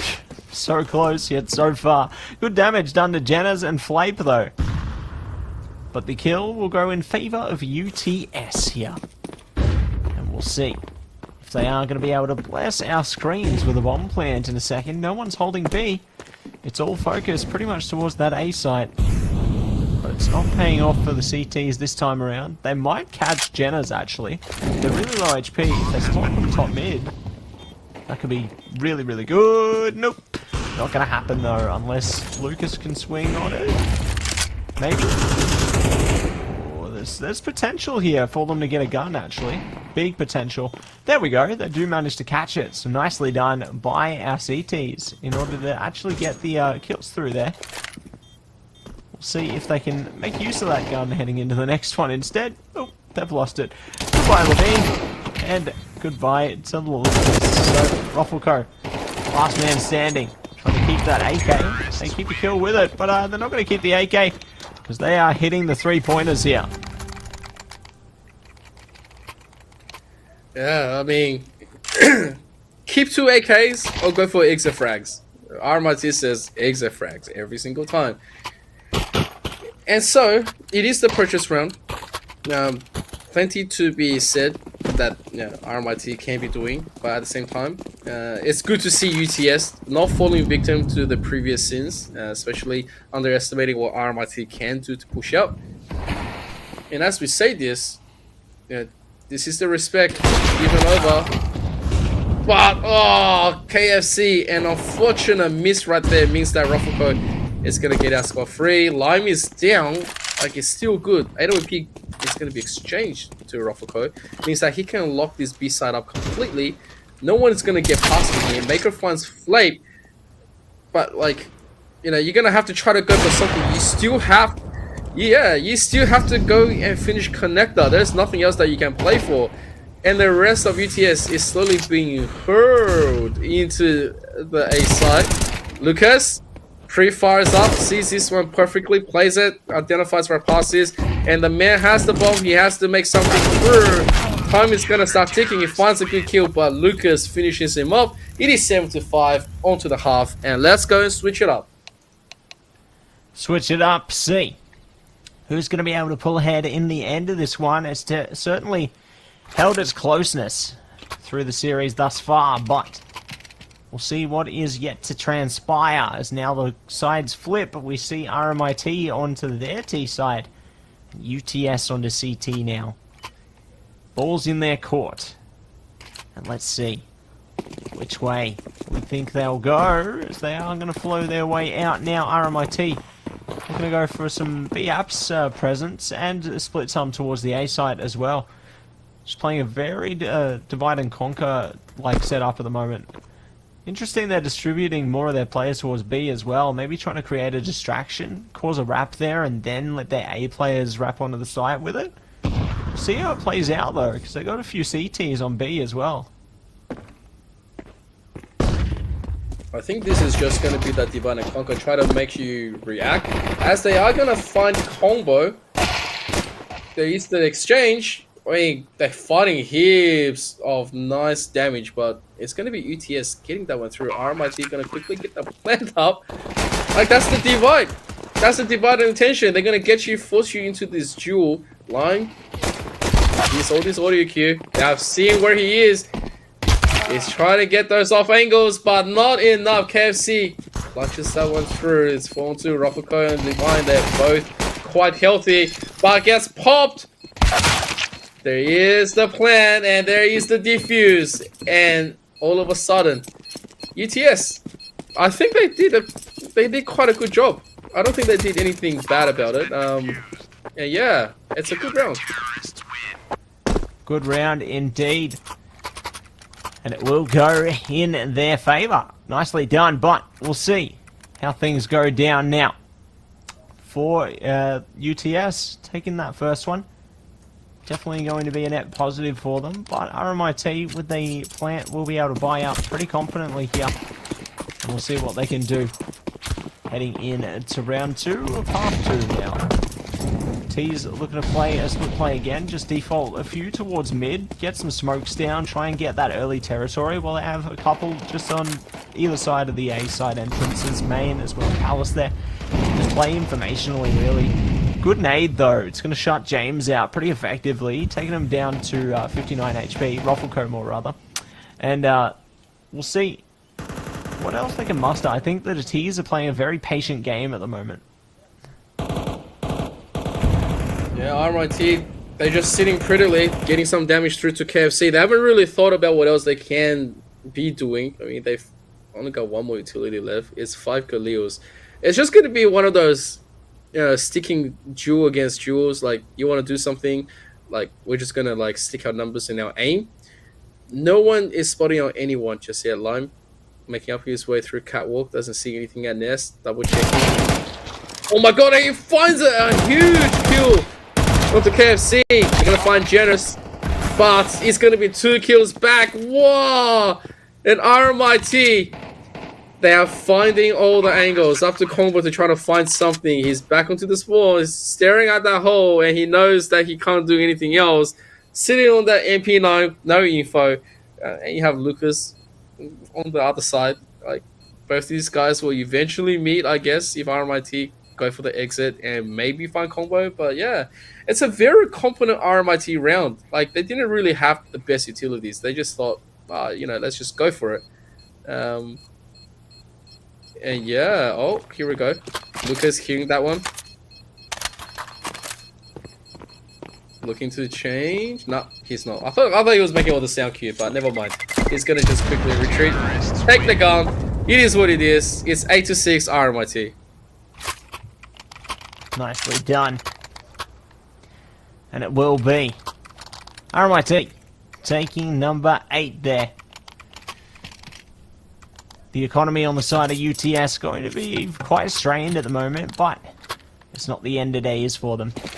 Still possibilities for them to push ahead here. We'll see what they can muster, however. Trying to press their way forward. Difficult times ahead, but nothing that they can't overcome. Nades come out. That is really big for them. Lucas, ooh, could get overwhelmed. No, they've got teammates there to support them. Lucky for them, otherwise they could have been caught with the bit of util in their hands, but no. Will go down eventually. Combo tries to get one back, but it's 9 now secured for RMIT.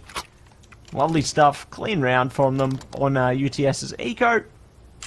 And UTS going to be stuck out through their eco in its wholeness now. So obviously they tried to buy up a little thing or two in that last one, but it didn't quite work out. So now they're forced to just stick it out on the pistols and try their very best.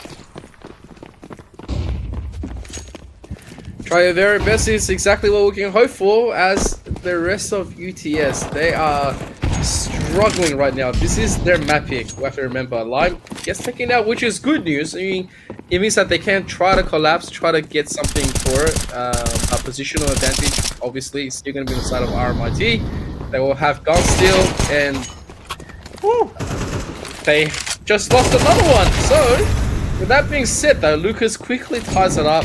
But that is a lot of utility damage. Going over to the side of RMIT, UTS looking to collapse. They do have the lead already. Lucas looking to get this one in. Nice flash, but no kill. The nade is going to come through. That is going to be the damage coming through. Janus gone. As they clear the markets, it is going to be that UTS trying and struggling to try to get into the retake. For the retake. Nade comes out. Late trying, but will be dying quite quickly thereafter. KFC though, with Galil, taking a lot of damage out on the Roffelco there. Not getting the kill, but there's no potential here. Both players so low. Well, not anymore. KFC the one low, as they will do a limbo and fall straight down. A 10 now for RMIT. All they need is 3 rounds if they want to get through this one and push on to overpass. We'll see what this next round's going to look like, though. UTS, they got weapons, and they got quite a few of them, and a pretty good amount of util to support it. Eager to see how their defenses are now bolstered, heading into round 17. Alright, here we go. When you struggle with money, it means that you don't get a chance to buy an AWP right now. 4 rounds down. This is UTS's map pick. Remember, overpass is RMIT's map pick, and you definitely don't want to give them that kind of advantage. However, Nate is going to find value onto Janus, and once again onto pass. They are starting to push. Lime, he is being very, very careful right here. Janus meanwhile holding just onto the corner, and there's not going to be any push. Lime meanwhile is going to go through here. It's going to make sure that the rest of the play could just be huge as pass staring down. This Ruffleco is going to give a little bit of a bait through, but it is ultimately just a bait. Lucas and Lime meanwhile making this one even more crazier, but Connector is gonna at least go to the side of UTS. But with that being said, you only hold on to that, you lose everyone else. Ruffleco, like this man, it just doesn't want to miss. He just says, I'm here to clean up, and it's just a pleasure to be here. Yeah, just gotta be happy to be there and happy to do whatever they can. Speaking of whatever they can, it is going to be 11 for RMIT and UTS on an eco. So dangerous place to be in, considering what stage of the match we're in at the moment. RMIT slithering closer and closer to what potentially could be a map victory. But never say never. UTS certainly have the capability to bring it back. Good kill already starting things off here. Ruffleco trying their best to hold on to this site. They've been overwhelmed. The CTs have gotten 2 kills out of nowhere, 2 weapons on their backs. What's going on, Richard? I think it's a little bit of an overzealous play from RMIT where they opened up the side on A and then they drew the rest of UTS onto that one. Like at the beginning they saw it. They saw 4 members of UTS players in mid coming up from Connector, and they're like, well, that's the word go, right? But then, all of them got collapsed by the rest of UTS members who was able to escape from mid as well, which is unfortunate. But when you have no info to check, they are going to execute and do a lot of damage. There is the swing. Lucas is in a place to be, but he gets headshotted. Combo's right here. Maker. He needs to get those shots in. He's going to execute one, but yeah. Will KFC make it? That is the next question. I think he will be fine, even if he doesn't have a kid. But maybe. Yeah, this is... Maybe. No.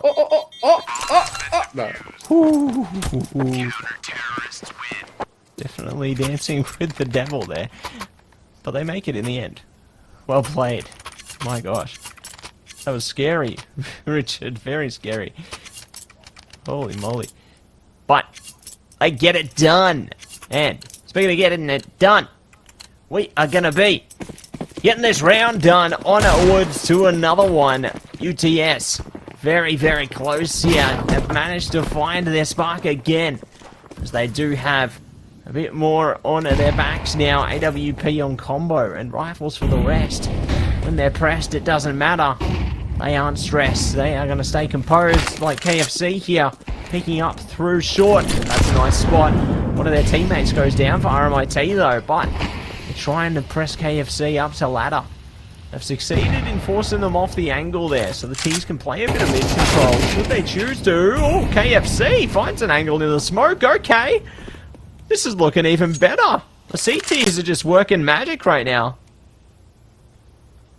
Oh, the smoke is going to clear past. He spots the angle, and he's going to get the headshot onto Lucas. Everyone's now alive from UTS. They are going to capitalize. Ruffleco with an AWP, Maker with an AK. 2 on 5. This is not a position that they can really play for. There's nothing that they can really do. I think this is just going to be a round conceded on the side of RMIT, but Ruffleco is going to swing at least, trying to find something of the angle for Maker to go in. Does find Jenners. Okay, clears up jungle, which is great, but they also need to clear up spawn right here, so Maker's going to quickly walk up, spots this one. That is a plant. That is huge. Now, there's going to be no more UTO on the side of RMIT, but they don't care about that. Combo, meanwhile, makes up his way. They're not looking at him. They are looking at him right now. Maker is gone. All right, there's the change. There is the attempt, but it is going to ultimately go to UTS, and it's going to be 8-11, where UTS showing signs of life. Signs of life. And there ain't no strife. Let's see if they can manage to bring it back here even more. Taking steps one at a time. UTS primed and ready. RMIT need to hold steady. It's been a tough time, but There's still ways they can get out of this one on both sides of the scale.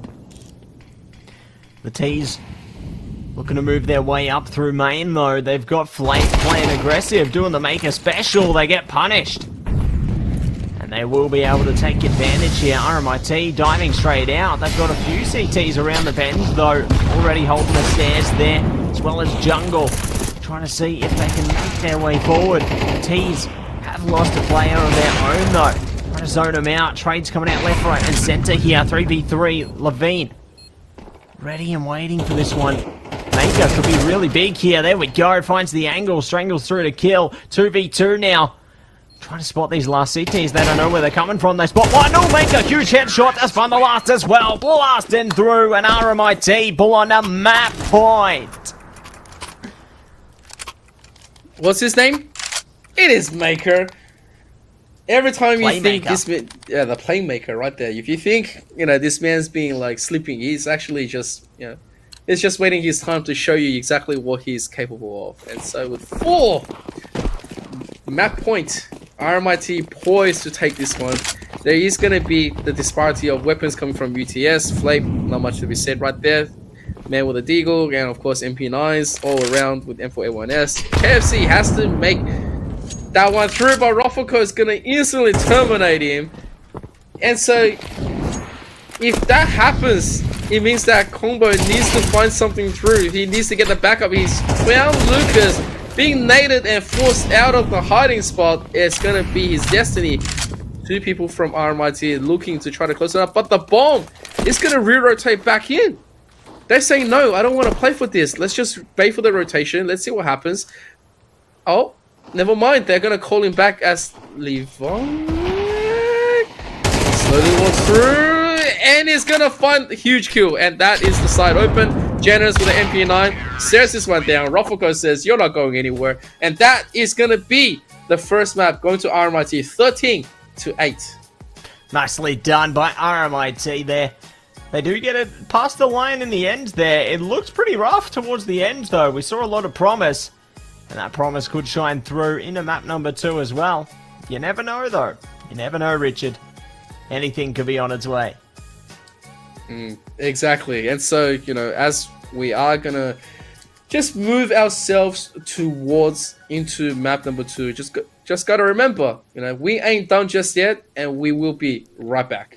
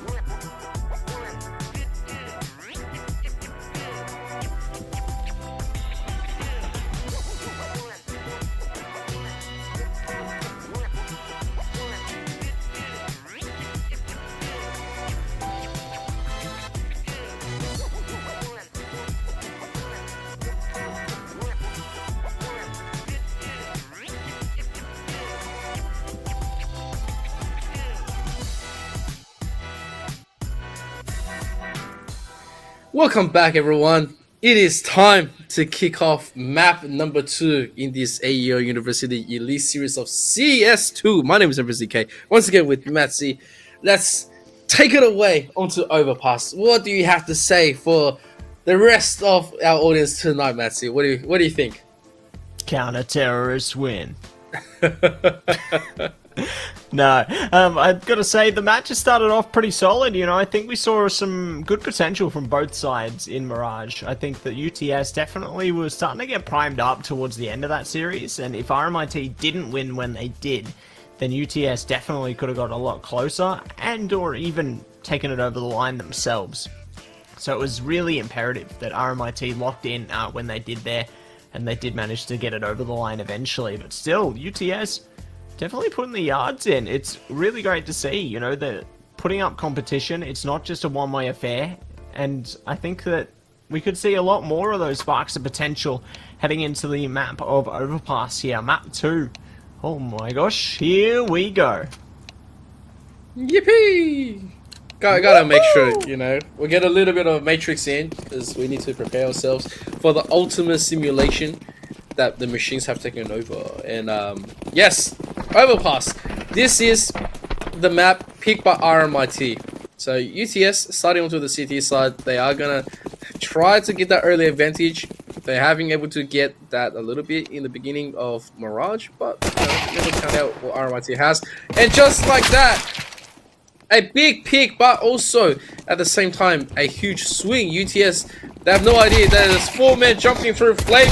Looking is good for 1, good for 2, but there is the rest, and there is gonna be a tap trying to get the plant, but he doesn't get anything for it, and that is it. UTS winning the pistol. Winning out the pistol.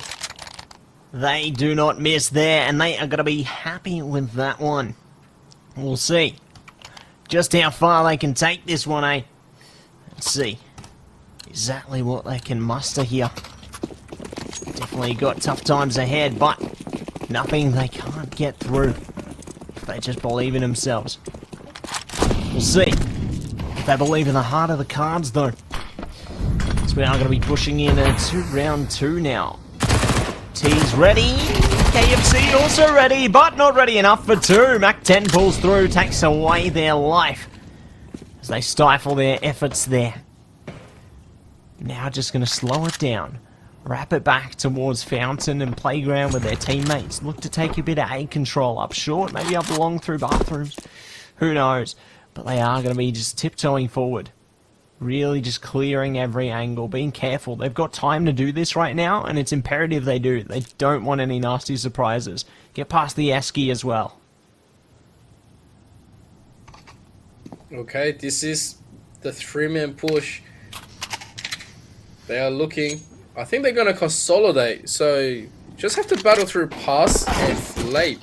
This could be an easy win, but Flame's going to quickly find Maker. Is desperately trying to make it back. The rest of the T's, they have been stopped by Flame. Flame is finding good angles, but Rofako is going to quickly get that one through. Limios makes it through long. Flash also working a little bit of favor.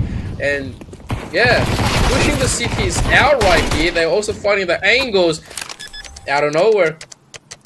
Lucas gets the plant. It's a 1-on-1 where combo working off with this angle has to just find a way to do it. But unfortunately, with no info, nothing else can be done and said. And this is going to be RMIT once again challenging. As soon as UTS gets a little bit of say into the round where they say, all right, we should have the gun supremacy, we should have all the angles and everything, and RMIT, they just rob them. Yeah, they just roll on through. We'll see what they can do. Heading deeper into this one. As we jump in to the next sector of play here. Shots already coming out live. Gonna bring out All Faithful again. Say hello to my little friend. Love to see that from the Negev. See if I can find any others with their pistols with that one. Oh dear. I guess this is, you know, UTS being reminded of exactly what RMIT will do. Now, obviously, all of them is just giving the room out to maneuver. They know they don't really get a chance to play, so they were looking for damage, looking for any form of a gun. RMIT usually will go for this exchange as well, so I think Lucas might get the angle with Maker. They will just see this. Oh my god, they do see it, they do see it. Oh no!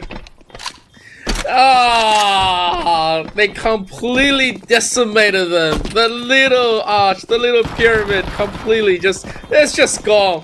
But Genesis at least gets 1 kill. Wants to just stick with the MP9, but nah, Maker's gonna find a Lime is gone. Yeah, he had enough fun. Yep, more than enough fun. And that is gonna be all out of that one. We'll see. What else is going to be in store, though? As we dive in to round number 4. Settle the score here. Let's see. Who can pull ahead here? T's pushing their way up now. Trying to spread through B as well as out through the connector side of things here. Lime's already gone down at just outside of T stairs, though, and may find some other pressure to pass. On the pass of damage, Ruffleco gets caught and cooked alive. What that barbecue of damage. Poor fella. But the rest of the T's are also going to be suffering, as a matter of fact. The CT's really banding together here, but not for long. Yeah, it's a bit of a surprise as they keep finding the angles to RMIT members. Lucas, just waiting for a pass. Yeah, you pop up, I will get something. And he's looking at the angle. He wants to get a plant there. He's gonna beat the tap. Wait this one in. And he finds another member on Flape.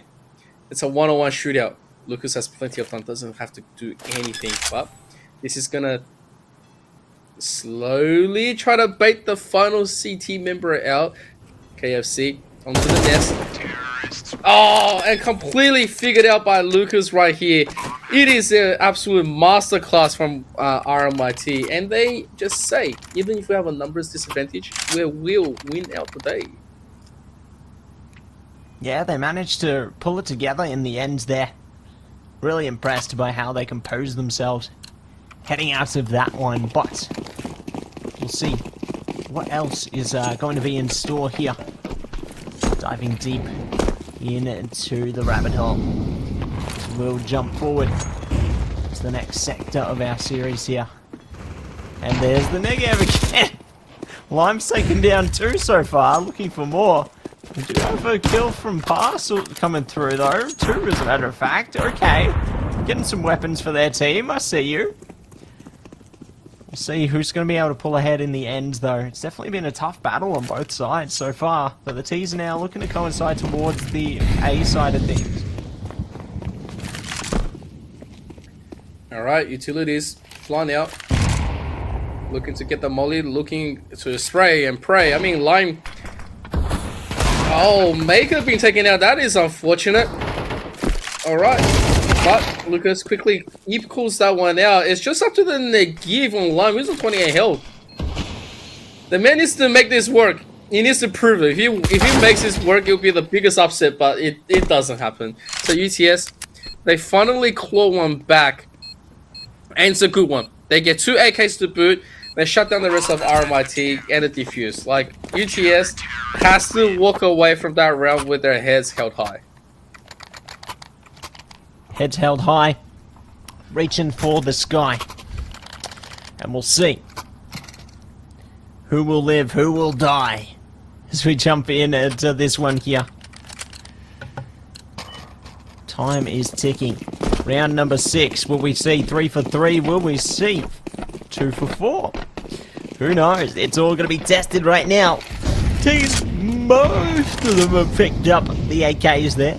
They do have a bit of util, but Levine stuck out on the orb.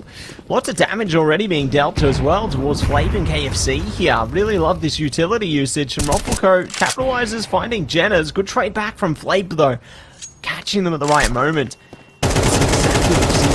Really pressing the issue there. KFC's now gone as well, so T's barely ahead by one player. Oh, barely, but still. His name is Rofoko, so the man is either the ultimate bait or the ultimate clutcher. The rest of RMIT, sort of just consolidating, looking at the options. Flake me was, enters the bathroom.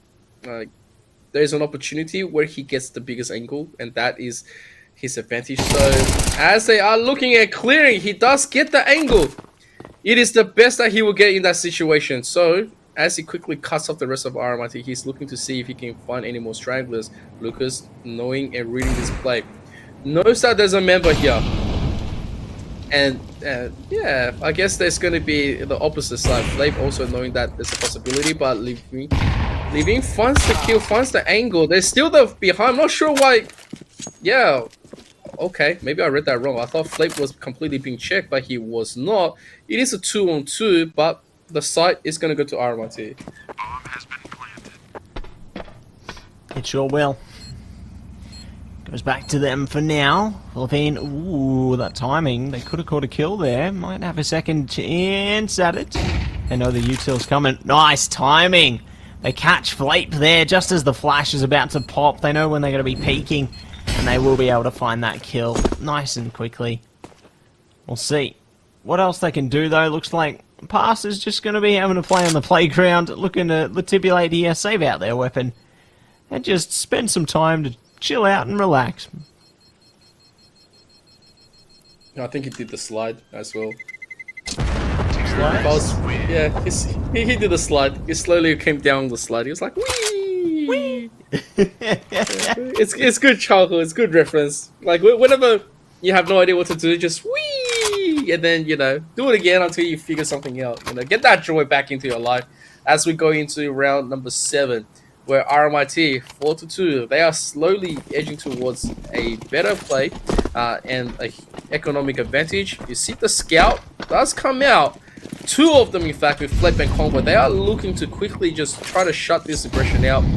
I don't think RMIT will know this, but Flip is gone, which means that is 1 scout. But yeah, it's still not enough to fully convince me that UTS can mount that proper defense.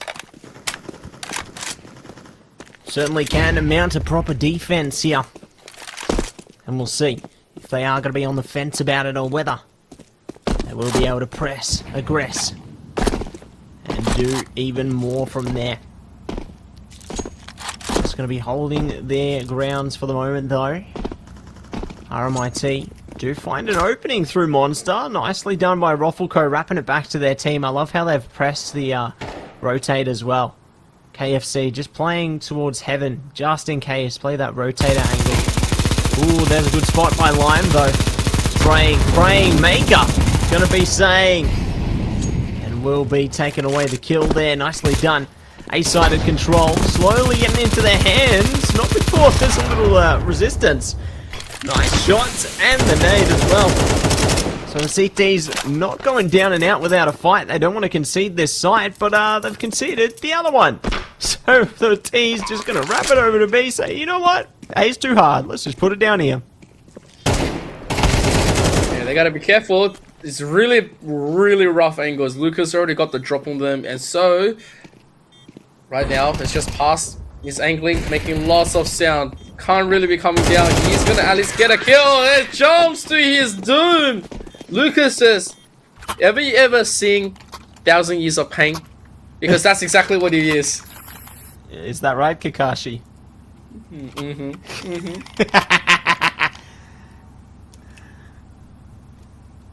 Well, hopefully no 1,000 years of pain here. Just 1,000 years of Negev. We'll see how that one plays out, eh? As we jump into round number 8 here, we've got pistols for UTS. We've got Negev coming out to kill them, maybe. And the UTS, they're pushing all the way down long. It's a shooting gallery right now. They are absolutely decimating the long side. Combo's trying to fall back for a sec. Might get found in a minute though. Push it in. Flashes in abundance. Well, not that time. Well, I'm going to lose the Negev. Doesn't matter. They get the kill in the end. And RMIT rise to 6. I think Lion was just like, give me the flash. I want that ace. Give me. But yeah, the man is unstoppable. He's gonna continuously buying it. Like, he's got 9 kills. This guy's just been fragging out of his content, and UTS. It's a chuck away round where they thought they can actually do extra damage, but you know, when you just only disable a negative, it's not too much to be thought about.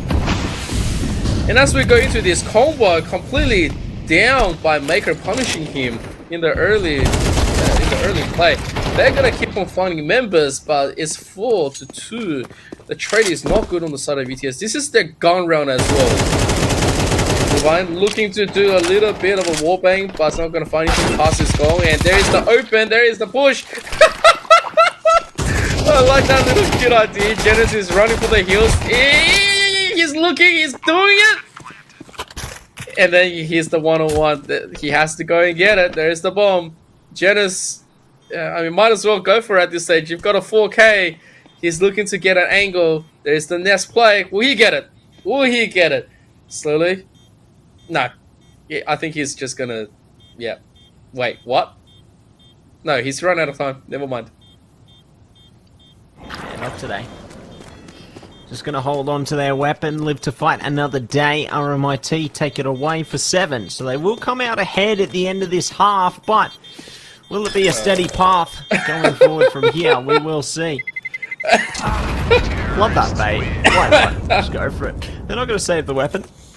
They're just gonna be going bye-bye. So 7 now for RMIT, and on the side of UTS, they're picking up some weapons. They've got a little bit coming through. Not too much though. I'm curious how this one's gonna go. They got a couple of MP9s there. The Scout M4's util's okay. Ooh, well, they're already getting a handicap because Maker's taking damage. Oh boy. Oh, Flame kills KFC. They're gonna be devastated at that. Oh, this is just, yeah. The funniest form of CS given out where you have no idea what to do anymore. And you've been confused to the point where you're being outdone and outshone by the opposite side. You even kill your own teammate. It's devastating to see this form from UTS, but nevertheless, you know, RMIT is going to take that wins. Round number 11. 8-2 is 6 rounds advantage. Any more, UTS is not going to be able to make much more room of an error. So, economy, not there. They can try to do whatever they can because they can look to punish RMIT's aggression, but yeah, it's tough. It's a tough time. Tough time ahead, but not an impossible one. We'll see how things will play out though. Dive into the next sector here. Lucas presses on. Nice double up from Pass. You shall not pass. And let's see if they can pass on another kill here. Rufflecoat, good for 1. I don't think they're a... Oh, there we go. Nicely done. Maker's down. Great control gained in the bomb as well in their favor. They're going to have to double back now. Flash does absolutely nothing. But the kill comes through. Teamwork makes it work for UTS in the end. Really nice gambling on the play there. They're just pushing up together, pushing into enemy lines, and it works out just so magnificently. Ooh, look at what Maker has right now, Richard. I haven't seen that one in a while. Well, I think we saw it once last week, but P90 chan, it is time. It is time to get that weapon through, but yep, instantly, I don't think he did any shots with it. So that's a little bit unfortunate. But KFC, in the meantime, is going to find 2 for the price of 1, which is already pretty good. Flape looking to cut them out. I think Flape's position, while is good, is also such a risk to be pulling through without support. As soon as he drops, it's going to be the worst time. Yeah, just like that. He gets dropped. It means that they need to re-rotate and compensate for that position as well. It's a good thing that they're able to pick it up because it did enough damage. But it's 1-3 against Rufflecoat. Rufflecoat gets the drop first. But he's on a magic pixel. I was about to say. Imagine he falls to his doom. That would have been the funniest thing. The Temple of Doom. My word. What could have been, huh? What could have been and what will be right now. Ruffleco is not going to be. Good shot coming out from Combo there. We'll find 4 for the CTs in the end of that half. So not too bad, honestly. Not too bad at all. Definitely got to be happy with that one. Eager to see what else they can bring to the table here. It's been tough, but I think they got the composure. Well, it's time to see what UTS can bring back. Like, we want to see UTS try to find something out of it, but yeah, RMIT has just been dominant. This is their map pick. Now they're on the CT side. Like, we've seen them do lots of aggressive plays onto this map. UTS, if they're prepared, we shall know now, but there is going to be a kill, KFC, with a jumping headshot to Lucas. It's really nice. And so Lime, meanwhile, just quickly finds 1 kill really quickly. They are going to... Oh, man. They're going to try to chase him, and Lime says, no. Headshot, please. And he's going to find it, but he's quite low himself. So a rotation is going to come through. It's a 4-on-3. Ruffleco on the Berettas as well. Like, we've seen what Ruffleco can do as well. So, I mean, I don't know. Let me see what else they can do. UTS is going to quickly try to find a rotation into B. You can see the bomb being completely pulled out past seeing and hearing. Might get an angle. This is really big. Nice spot there. I like how they're playing patient. Oh, no! Oh, no! Oh, my God! Oh, that was devastating. At least they came away with 1 kill there, but my word, they slipped straight past him, unintentionally dodging. This got to be a jump scare moment if I've ever seen it. But RMIT do come away with the kills in the end, and we'll get that refusal. So, round number 9 on their table. UTS at least getting a plant down though, so they can force into round number 14. Still, rough to have RMIT push 1 step further ahead again. Yeah, that... I think Living would have been like going, ah! like that. He would have like definitely screamed. But yes, unfortunate moment on the side of UTS. It's a 5 rounds difference here. But hey, at least they're able to buy the Galils, which is still pretty good. It's better than, you know, setting up with just pure max because you weren't able to get enough kills and stuff. But risky stuff is still to be rewarded. There are times where you can just get the execution as Ruffleco. It's gonna rush through this. Guess KFC. That's pretty good. I think Living also finding a really good angle, but Genesis is gonna find out Lime. The angle right now on UTS is that they're being challenged and poked from different kind of holes of RMIT, where they thought this is our angle, but RMIT says no, this is ours, and we will have that angle on you. So if you do get taken out, that is just completely, you know, our strategy working. So once again, you know, no one's at A. RMIT is just playing on the reflex. There is a member of RMIT making to the back. Maker finds 2 massive kills. Bombs being dropped as well. And this is very unfortunate on the side of UTS.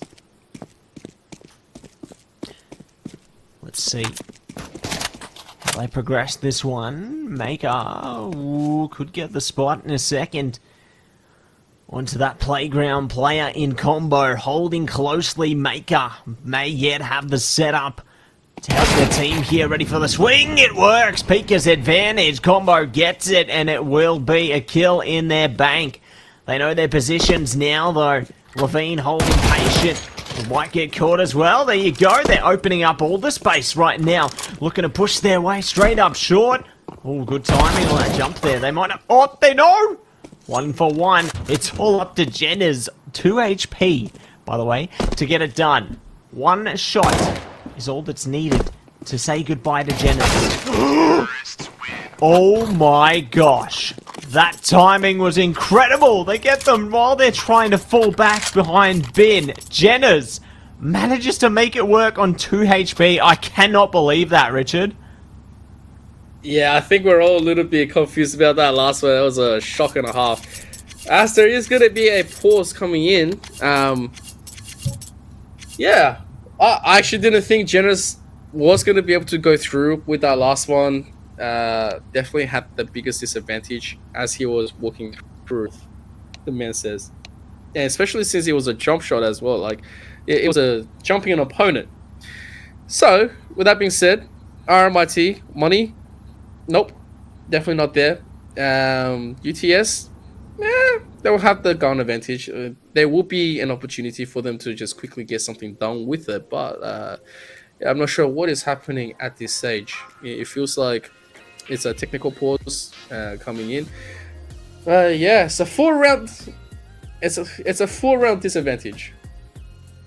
Gonna be a 4-round disadvantage for now, but there's still chances for them to pull ahead, and I think this little break that they're having, you know, is a good chance for them to have a mini break as well. I'm not sure what the reasoning is for our break, but I'm hoping it gets resolved soon, and I'm sure the players are too, because they are pumped up and ready to get through this game, Mr. ZK. But at least the game's gone well so far, all I can say. Yeah, the game is going fine. This is their pick for RMIT, so it doesn't come as a surprise that they're the more polished. And what really surprises me is that UTS, although they've been poked, you know, and pretty much, I guess, put onto the show, right? They are still able to show resilience and, you know, just go for a certain place. RMIT, obviously, you see Maker just then, you know, playing ring around the roses and actually got behind them, and then RMIT somehow pulled ahead. Like, it's this kind of stuff where we thought, nah, it's just going to be a complete shutout. But yeah, we are going back. We sure are. Back in action, just like the Looney Tunes. And let's see how we are going to be going now. Lime has picked up an again of all things, Mr. ZK. Definitely eager to see how they managed to play around with that one. You know, they're ecoed out right now, but they've forced up a little bit of armor. You know, a little bit of armor, never harm. We'll see how this boost goes, though. It's going to be a tight one. Oh, that intel's huge. Oh my god. Oh, they're going to... Oh! That is absolutely incredible. Oh boy. Oh no. Imagine being connected like that. Oh my god, Maker, this man, he wants more. Oh man, he's gonna get it. What is happening? What is happening? Maker is just like, well then, I hear that, you know, you want us to play some CS. So, yep, that's just gonna happen. It's a 3-on-2 situation, and they have no idea. ETS have no idea how to play this. They are gonna get a drop onto Rofako. But Rofako's gonna... Oh, Rofako's got the ankle. He's got the ankle. He hears it. Oh, no. Oh, boy. It's just gonna be after combo. The man needs to do it all. It's 2-on-1. And he's got an AK. It's an AK. I mean... Oh, my goodness. They are burning him alive. He's on 4 health. They are just camping him. And thank you very much for the guns. We will take that round. They will take the round, and they will sound the sirens of victory in that one. But definitely a well-fought endeavour. Those Deagle headshots were absolutely incredible, honestly. And cannot wait to see what else is going to be in store here. Will we see a few more shots or two make their way through? UTS trying to buy up what they can here. Their economy not in the greatest state at all, but it doesn't mean they're down and out yet. We saw the potential of pistols in that last round. Maybe we see it glimmer all over again. Coming through from UTS right now, pressing up Monster here, looking to see if they can conquer their fear, push their way straight through, all around the pillar, and they will be shut down promptly by the CT side there. Levine gets another one down, leaving it all up to plate just outside of Monster. All they got is a Deagle to their name. Are they going to fly high? Oh, they do. They find a kill or two. Okay. Not too bad at all, Flame. Oh, UTS.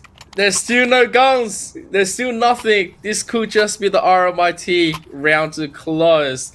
It's 11-5, looking very close to a 12-5 because of the gun disparity. But here we go. UTS needs to come up with something big, something huge, where they deny everything, take all 5 guns, come out ahead, and go for a plant. That is the ultimate win condition right here. As there is going to be a quick push. Lime, you flash him, he's still going to roll it with the negative. Look at him. The man will just keep on buying it. Jenner's also down, which means that there's only 3 left. There is 3 UTS members. They are being completely curled in. There's a smoke going through in. Lime, meanwhile, just pushes in. He says, I want info, I want to fight.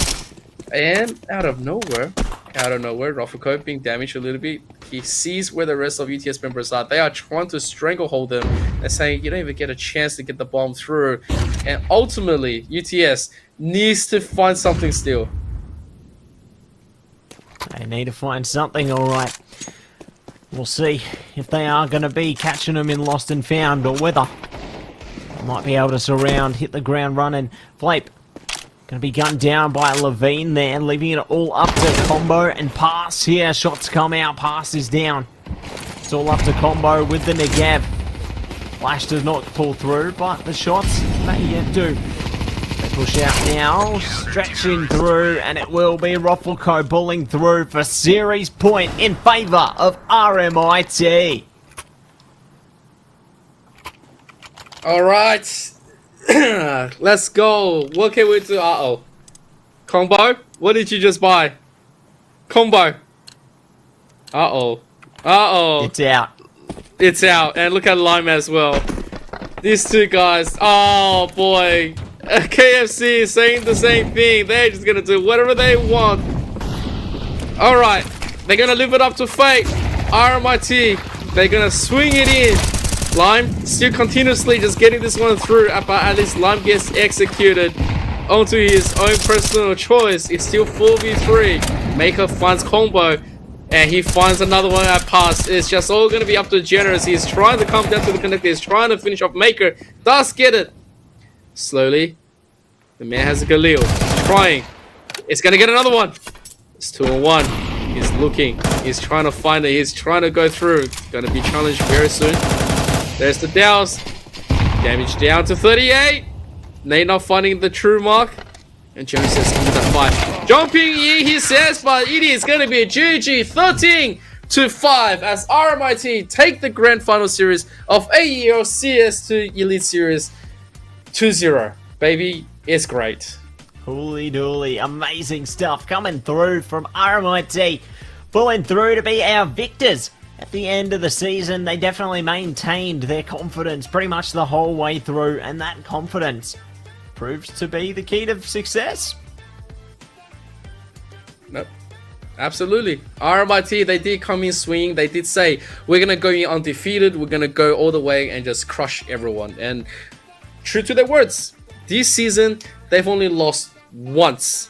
And that was only once. After that, they never dropped any other game after playing with different subs, and half the time Roffelco wasn't even here. Half the time he was subbing out and having his other teammates play, and they just absolutely showed dominance. It is really great stuff from RMIT. They keep on defending the titles, and they stay true to exactly what they do in CS. That's right. Stay true to their words and stay true to the way that they want to play the wonderful game of Counter-Strike. But what a wonderful season we've had, Richard. Just want to reflect on that for a second there, you know. It's been awesome being able to see all these wonderful teams develop up to the great teams that they've become and or already were today. It's just amazing to see how they've progressed through the season, and I'm really eager to see, I guess, how they go moving forward, because it's just been incredible to watch all of their development throughout the season. Yeah, absolutely. And as we say that, we have an interview with the man himself. It is Roffelco. Congrats, mate. How you doing? Pretty good, pretty good. Feels nice to be a Uni League champion yet again. Feels good. Feels even better to be here with you guys. You two. Emperor Matzi. The goats. How are you guys? Fantastic, mate. You're making me feel all sweet inside. You better watch out talking like that. No, it's really great to hear from you again, James. We've been talking to you a few times throughout the season, and it's always great to see what your thoughts are pretty much after every game. And I guess reflecting on that one, what do you feel changed from map 1 to map 2? Because I know they got a little bit closer in Mirage there. I was getting a bit worried. It's nothing to worry about at all. Don't you worry. Alright, I just had to put a little fancy face in there for you guys. Alright, a couple of rounds, keep the game entertaining. It is a grand final. I think we were pretty chill the whole game. They're a good team. Like, they're pretty sharp. I think maybe if it was in the regular season, they could have got a bit closer, maybe taken a map off us. But I think once it gets to best of threes, like I said earlier, we focus a bit more. I think we play more to win when it's like single elim bracket, sort of. Yeah, we still troll, not in a bad way, but you know, we still have fun. Like Liam pulls out Negev. I think he's actually like good with it now. I don't know. I actually don't think he's trolling. I think that's actually how he plays. I thought he was trolling at the start, but we've won every season with it, so I don't know. Might be onto something. Yeah, I think best of threes were pretty comfortable. I think, yeah, once we got past the regular season, pretty confident. But in saying that, the other team's pretty sharp, so well played by them. True. I mean, at this point, along with his, with his regular Nagus, it's not going to come as a surprise anymore. We were just all looking and waiting. But of course, you know, with RMIT showing dominance and supremacy season after season, what moves on to the future with RMIT? Well, it's a bit of a worry because, like, I don't know, I think some of us are going to graduate at some point because we've been playing for like 8 seasons. I think Daryl said that we've been playing since 2021 or 2019. I don't know, something crazy. So we might just have to fail a couple of courses, so we have to keep going because I feel like we'd be a bit empty without the AEL University. I think they need to bring back LAN for next season. I think that's what they need to do. Bring back the Brisbane LAN. That would be good. But I think we're just going to keep winning. You keep bringing the Elite Series, we'll just keep winning. And yeah, that's the way it is. I love it. I love the confidence all the way through. And I've got to ask you, James, did you have your #1 supporter there in the background with you? Oh, 100% I did, mate. 100%. Sorry, I got to like itch over because I'm in my undies. So I can't I can't... I don't want to flash the stream, but here he is. He was watching. W the homie. He was supporting the whole time, along with my girlfriend. My girlfriend and W with a cheer squad in the background. Every kill I got, there was like fist bumps, you know, just cheers of joy. It was just beautiful. Oh, I love it. I think we crashed. Yeah, it was beautiful, you know. I can't do it without W and my girlfriend. Nice little family now where we're getting it done, so I had to get this win so we can buy some Megarang, you know, from Indomie. I need to put food on the table for my family. What can I say? We needed this win. Oh, well, congratulations for the win. Before we do finish off this awesome interview, you know, I would like to congratulate you guys once again for performing like real champions, season after season, 8 seasons to count, and looking forward for the 9th season. Before we go through, you yourself, Rafuko, the king, any final words, shout outs, wisdom, give it to us. Shout out to RMIT Redback, shout out to my girlfriend, shout out to all my friends at home watching AEL League, shout out to Emperor, shout out to Matsy, shout out to BK, shout out to Limesmith, Lucas222, Maker, Kalen, who couldn't be here right now, but he was with us in spirit. He's probably lost his ESEAO game. Who else is on the team? Levin, he's the GOAT. He stepped in for us in the semis and the grand final. Absolute machine. Shout out to Dobby, shout out to everyone out there who's just trying to aspire to be a Redback. Hashtag Redback Army, hashtag Redback Up, going for that 9th win. Hashtag not going to be done till we get 10 wins. Right? Thank you, guys. Thank you to the supporters. Thank you. Thank you. Oh my gosh, his headset's gone, mate. Oh, I love it. Great to get some insight from Rafuko there. Seems his headset knew that it was time. Fair enough. But what a great season, mate. Love to see it. And you know what else we love to see? Our sponsors. So without further ado, I want to say a big shout out to AGON by AOC, the #1 gaming monitor brand in the world. AGON by AOC provide best-in-class monitor solutions for gaming and all other needs. Next up, it's Indomie, the noodle partner. Ruffleco is going to get some of them. But Indomie, the noodle partner, made with high-quality flour and selected ingredients and spices, a plate of Indomie mee goreng will certainly brighten up your day. Try any one of the flavors available today from your local grocer or at indomie.com.au. And last but not least, it is Game On Cancer, the charity of choice for the AEL, who fund much-needed cancer research projects. If you'd like to donate, please head to the AEL's Tiltify campaign page. Thank you very much. And yeah, we do have an interview as well from UTS, and joining us from UTS is KFC. How are you feeling, dude? Yeah, it's a tough loss for us, you know. After last game especially. It is what it is though. No, absolutely, man. I feel like I gotta say I'm impressed with you guys' development throughout the season. I think you guys have done really well to make progress between like the seasons. You guys have played really well. I think you guys should give yourselves a pat on the back for that. Even if you didn't get the result that you wanted today, I think you guys have done really well, and I really hope you stick together heading into the next season. Like, I guess leaning into that, what are your plans heading towards next season? Do you think you guys will stick together, or is there some people graduating? It depends on my classes, because I might have a class Thursday night, but I'll see if I can change the classes around so I can play again. But everyone else, I'm not too sure. Actually, Combo transferred to UNSW, so he kind of dogged us. Oh, Traitor! Yeah, I know, right? That means what? That means you guys can possibly face off next season. Yeah, bro. Wow. Well, hey, look, you know, congratulations for taking the runners-up place in the Elite Series. It's actually not an easy journey. Like, this whole time, we didn't really thought, you know, like what kind of team UTS is going to be putting forward. And then as soon as you, Combo, Flake, you know, all the guys from UTS just showed, you know, did a massive shot. We were like super shocked at going, you know, the quality of you guys improving week after week, the synergy we saw that it was, you know, coming through, the confidence as well. You know, some rounds we thought it was very convincing. Yeah. And even the man himself, Rofoko, did say, you know, these guys are really sharp. Like, you know, absolutely could have been a threat if we were playing like, you know, best, you know, single limbs. But, you know, like there's still more to be desired when it comes down to the best of three. Like, when that is being pulled through, like, how do you feel then?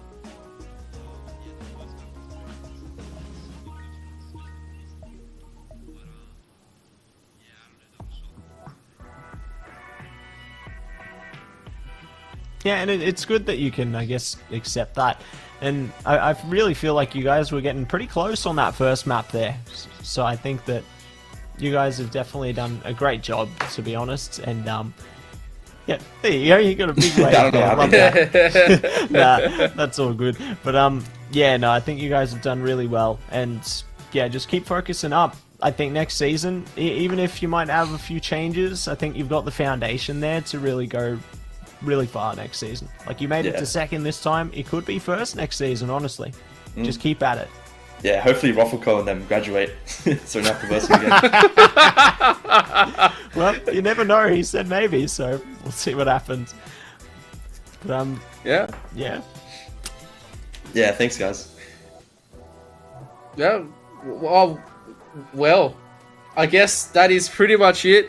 Guys, give it up for UTS and KFC. Yeah, the man did heaps himself. He's done plenty of good stuff, and this is the final of the bracket. Congratulations once again to the champions, RMIT, taking tonight 2-0 over UTS. UTS coming in second, which is a huge achievement, and of course third place going to UNSW. It is huge. We've done so much, and you know, it's been wonderful. We thank everyone who's actually tuned in from Twitch. We love you very much. We thank BK for making sure that in the background everything is all good. We thank Ben on the production. We thank Tutap Tony, who observes all the time. We also give a massive shout out to Haz, who has come in for a few times, and of course to Massey himself.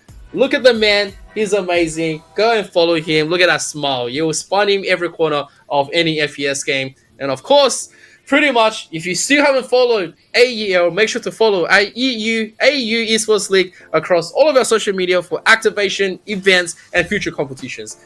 But that is pretty much it. We thank you guys so much. And this is good night. Until next season.